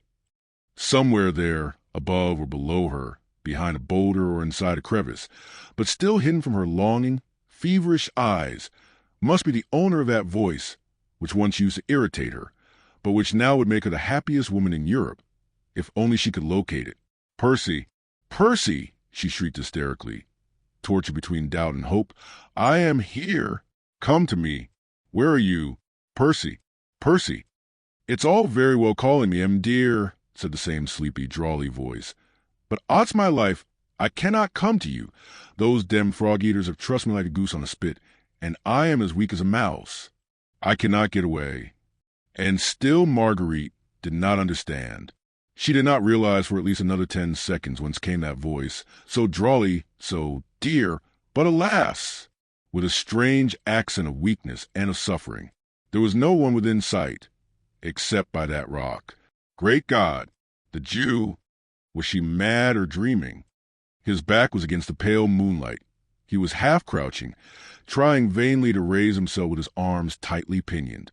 Marguerite ran up to him, took his head in both her hands, and looked straight into a pair of blue eyes, good-natured, even a trifle amused, shining out of the weird and distorted mask of the Jew. "Percy! Percy! My husband!" she gasped, faint with the fullness of her joy. "Thank God! Thank God!" "La, dear," he rejoined good-humoredly. "We will both do that anon, and you think you can loosen these demmed ropes and release me from my inelegant attitude." She had no knife. Her fingers were numb and weak, but she worked away with her teeth, while great welcome tears poured from her eyes onto those poor pinioned hands. "Odds life," he said, when at last, after frantic efforts on her part, the ropes seemed at last to be giving way. "But I marvel whether it has ever happened before that an English gentleman allowed himself to be licked by a demmed foreigner and made no attempt to give as good as he got." It was very obvious that he was exhausted from sheer physical pain, and when at last the rope gave way, he fell in a heap against the rock. Marguerite looked helplessly round her. "Oh, for a drop of water on this awful beach," she cried in agony, seeing that he was ready to faint again. "Nay, dear," he murmured with his good-humored smile. "Personally, I should prefer a drop of good French brandy, and you'll dive in the pocket of this dirty old garment. You'll find my flask. I am demmed if I can move." When he had drunk some brandy, he forced Marguerite to do likewise. "La, that's better now." Little woman," he said, with a sigh of satisfaction. "Hi-ho, but this is a queer rig-up for Sir Percy Blakeney, Bart, to be found in by his lady, and no mistake. Begad," he added, passing his hand over his chin, "I haven't been shaved for nearly 20 hours. I must look a disgusting object. As for these curls—" And laughingly he took off the disfiguring wig and curls, and stretched out his long limbs, which were cramped from many hours stooping. Then he bent forward and looked long and searchingly into his wife's blue eyes. "Percy," she whispered, while a deep blush suffused her delicate cheeks and neck, "if you only knew—" "I do know, dear." "Everything," he said with infinite gentleness. "And can you ever forgive?" "I have naught to forgive, sweetheart. Your heroism, your devotion, which I, alas, so little deserve, have more than atoned for that unfortunate episode at the ball." "Then you knew?" she whispered. "All the time?" "Yes," he replied tenderly. "I knew, all the time. But, begad, had I but known what a noble heart yours was, my Margot, I should have trusted you, as you deserve to be trusted, and you had not had to undergo the terrible sufferings of the past few hours, in order to run after a husband who has done so much that needs forgiveness." They were sitting side by side, leaning up against a rock, and he had rested his aching head on her shoulder. She certainly now deserved the name of the happiest woman in Europe. "It is a case of the blind leading the lame, sweetheart, is it not?" he said with his good-natured smile of old. "Odds life, but I do not know which are the more sore, my shoulders or your little feet." He bent forward to kiss them, for they peeped out through her torn stockings and bore pathetic witness to her endurance and devotion. "But Armand," she said, with sudden terror and remorse, as in the midst of her happiness the image of beloved brother, for whose sake she had so deeply sinned, rose now before her mind. "Oh, have no fear for Armand, sweetheart," he said tenderly. "Did I not pledge you my word that he should be safe? He would detonate, and the others are even now on board the Daydream." "But how?" she gasped. "I do not understand. Yet 'tis simple enough, dear," he said with that funny, half-shy, half-inane laugh of his. "You see, when I found that brute Chauvelin meant to stick to me like a leech, I thought the best thing I could do, as I could not shake him off, was to take him along with me. I had to get to Armand and the others somehow, and all the roads were patrolled, and everyone on the lookout for your humble servant. I knew that when I slipped through Chauvelin's fingers at the Chat Gris, that he would lie in wait for me here, whichever way I took. I want to keep an eye on him and his doings, and a British head is as good as a French one any day. Indeed, it proved to be infinitely better, and Marguerite's heart was filled with joy and marvel as he continued to recount to her the daring manner in which he had snatched the fugitives away, right from under Chauvelin's very nose. "Dressed as a dirty old Jew," he said gaily, "I knew I should not be recognized. I had met Reuben Goldstein in Calais earlier in the evening. For a few gold pieces he supplied me with this rig-out, and undertook to bury himself out of sight of everybody, whilst he lent me his cart and nag. But if Chauvelin had discovered you," she gasped excitedly, "your disguise was good, but he is so sharp." "Odds fish," he rejoined quietly. "Then certainly the game would have been up. I could but take the risk. I know human nature pretty well by now," he added, with a note of sadness in his cheery young voice. "And I know these Frenchmen out and out. They so loathe the Jew that they never come nearer than a couple of yards of him. And begad, I fancy that I contrive to make myself look about as loathsome an object as it is possible to conceive." "Yes, and then," she asked eagerly. "Zooks!" "Then I carried out my little plan. That is to say, at first I only determined to leave everything to chance, but when I heard Chauvelin giving his orders to the soldiers, I thought that fate and I were going to work together after all. I reckoned on the blind obedience of the soldiers. Chauvelin had ordered them on pain of death not to stir until the tall Englishman came. Death gas had thrown me down in a heap quite close to the hut. The soldiers took no notice of the Jew, who had driven Citoyen Chauvelin to this spot. I managed to free my hand from the ropes, with which the brute had trussed me. I always carry pencil and paper with me wherever I go, and I hastily scrawled a few important instructions on a scrap of paper. Then I looked about me. I crawled up to the hut, under the very noses of the soldiers, who lay under cover without stirring, just as Chauvelin had ordered them to do. Then I dropped my little note into the hut, through a chink in the wall, and waited. In this note I told the fugitives to walk noiselessly out of the hut, creep down the cliffs, keep to the left until they came to the first creek, to give a certain signal, when the boat of the Daydream, which lay in wait not far out to sea, would pick them up. They obeyed implicitly. Fortunately for them and for me, the soldiers who saw them were equally obedient to Chauvelin's orders. They did not stir. I waited for nearly half an hour. When I knew that the fugitives were safe, I gave the signal, which caused so much stir. And that was the whole story. It seemed so simple, and Marguerite could but marvel at the wonderful ingenuity, the boundless pluck and audacity which had evolved and helped to carry out this daring plan. "But those brutes struck you," she gasped in horror at the bare recollection of the fearful indignity. "Well, that could not be helped," he said gently. "Whilst my little wife's fate was so uncertain, I had to remain here by her side. Odds life," he added merrily, "never fear. Chauvelin will lose nothing by waiting, I warrant. Wait till I get him back to England. La, he shall pay for the thrashing he gave me with compound interest, I promise you." Marguerite laughed.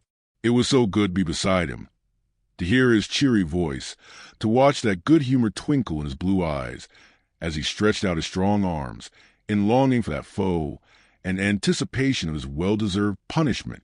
Suddenly, however, she started. The happy blush left her cheek. The light of joy died out her eyes. She had heard a stealthy footfall overhead, and a stone had rolled down from the top of the cliffs right down to the beach below. "What's that?" she whispered in horror and alarm. "Oh, nothing, dear," he muttered with a pleasant laugh. "Only a trifle you happen to have forgotten, my friend Fawkes." "Sir Andrew?" she gasped. Indeed, she had wholly forgotten the devoted friend and companion, who had trusted and stood by her during all these hours of anxiety and suffering. She remembered him now, tardily and with a pang of remorse. "Aye, you have forgotten him, hadn't you, dear?" said Sir Percy, merrily. "Fortunately, I met him not far from the Chat Gris, before I had that interesting supper party with my friend Chauvelin. Odds life, but I have a score to settle with that young reprobate. But in the meanwhile, I told him a very long, very roundabout road that would bring him here by a very circuitous road which Chauvelin's men would never suspect, just about the time when we are ready for him, little woman." "And he obeyed?" asked Marguerite, in utter astonishment, without word or question. "See, here he comes." He was not in the way when I did not want him, and now he arrives in the nick of time. Ah, he will make pretty little Suzanne a most admirable and methodical husband. In the meanwhile, Sir Andrew Ffoulkes had cautiously worked his way down the cliffs. He stopped once or twice, pausing to listen for the whispered words, which would guide him to Blakeney's hiding place. "Blakeney," he ventured to say at last cautiously. "Blakeney, are you there?" The next moment he rounded the rock against which Sir Percy and Marguerite were leaning, and seeing the weird figure still clad in the long Jew's gabardine, he paused in sudden, complete bewilderment. But already Blakeney had struggled to his feet. "Here I am, friend," he said with his funny inane laugh, "all alive, though I do look a begad scarecrow in these dem things." "Zooks!" ejaculated Sir Andrew in boundless astonishment as he recognized his leader. Of all the young man had seen Marguerite, and happily checked the forcible language that rose to his lips at sight of the exquisite Sir Percy in this weird and dirty garb. "Yes," said Blakeney calmly, "of all the My friend, I have not yet had time to ask you what you were doing in France, when I ordered you to remain in London. Insubordination? What? Wait till my shoulders are less sore, and by gad, see the punishment you will get." "Odds fish, I'll bear it," said Sir Andrew with a merry laugh, "seeing that you are alive to give it. Would you have had me allow Lady Blakeney to do the journey alone? But in the name of heaven, man, where did you get these extraordinary clothes?" "Lud, they are a bit quaint, ain't they?" laughed Sir Percy jovially. "But, odds fish," he added, with sudden earnestness and authority, "now you are here, Ffoulkes, we must lose no more time. That brute Chauvelin may send someone to look after us." Marguerite was so happy. She could have stayed here forever, hearing his voice, asking 100 questions. But at mention of Chauvelin's name, she started in quick alarm, afraid for the dear life she would have died to save. "But how can we get back?" she gasped. "The roads are full of soldiers between here and Calais, and—" "We are not going back to Calais, sweetheart," he said, "but just the other side of Green Nez, not half a league from here. The boat of the Daydream will meet us there." "The boat of the Daydream?" "Yes," he said with a merry laugh. "Another little trick of mine. I should have told you before that when I slipped that note into the hut. I also added another for Armand, which I directed him to leave behind, and which has sent Chauvelin and his men running full tilt back to the Chat Gris after me. But the first little note contained my real instructions, including those to old Briggs. He had my orders to go out further to sea, and then toward the west. When well out of sight of Calais, he will send the galley to a little creek he and I know of just beyond Green Nez. The men will look out for me. We have a preconcerted signal, and we will all be safely aboard, while Chauvelin and his men solemnly sit and watch the creek, which is just opposite the Chat Gris. The other side of Green Nez? But I cannot walk, Percy," she moaned helplessly as, trying to struggle to her tired feet, she found herself unable even to stand. "I will carry you, dear," he said simply. "The blind leading the lame, you know." Sir Andrew was ready, too, to help with the precious burden, but Sir Percy would not entrust his beloved to any arms but his own. "When you and she are both safely on board the Daydream," he said to his young comrade, "and I feel that Emily Suzanne's eyes will not greet me in England with reproachful looks, then it will be my turn to rest."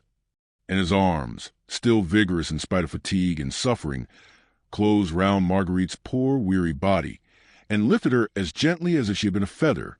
Then, as Sir Andrew discreetly kept out of earshot, there were many things said, or rather whispered, which even the autumn breeze did not catch, for it had gone to rest.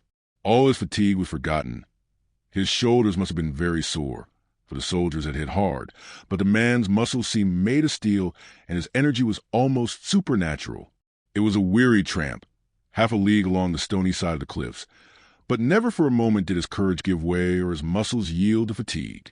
On he tramped with firm footstep, his vigorous arms encircling the precious burden, and, no doubt, as she lay, quiet and happy, at times lulled to momentary drowsiness, at others watching, through the slowly gathering morning light, the pleasant face with the lazy, drooping blue eyes, ever cheerful, ever illumined with a good-humored smile, she whispered many things, which helped to shorten the weary road and acted as a soothing balsam to his aching sinews. The many-hued light of dawn was breaking in the east, when at last they reached the creek beyond Greenez. The galley lay in wait. In answer to a signal from Sir Percy, she drew near, and 2 sturdy British sailors had the honor of carrying my lady into the boat. Half an hour later, they were on board the Daydream. The crew, who of necessity were in their master's secrets, and were devoted to him heart and soul, were not surprised to see him arriving in so extraordinary a disguise. Armand St. Just and the other fugitives were eagerly awaiting the advent of their brave rescuer. He would not stay to hear the expressions of their gratitude, but found his way to his private cabin as quickly as he could, leaving Marguerite quite happy in the arms of her brother. Everything on board the Daydream was fitted with that exquisite luxury, so dear to Sir Percy Blakeney's heart, and by the time they all landed at Dover he had found time to get into some of the sumptuous clothes which he loved, and of which he always kept a supply on board his yacht. The difficulty was to provide Marguerite with a pair of shoes, and great was the little middy's joy when my lady found that she could put foot on English shore in his best pair. The rest is silence. Silence and joy for those who had endured so much suffering, yet found at last a great and lasting happiness.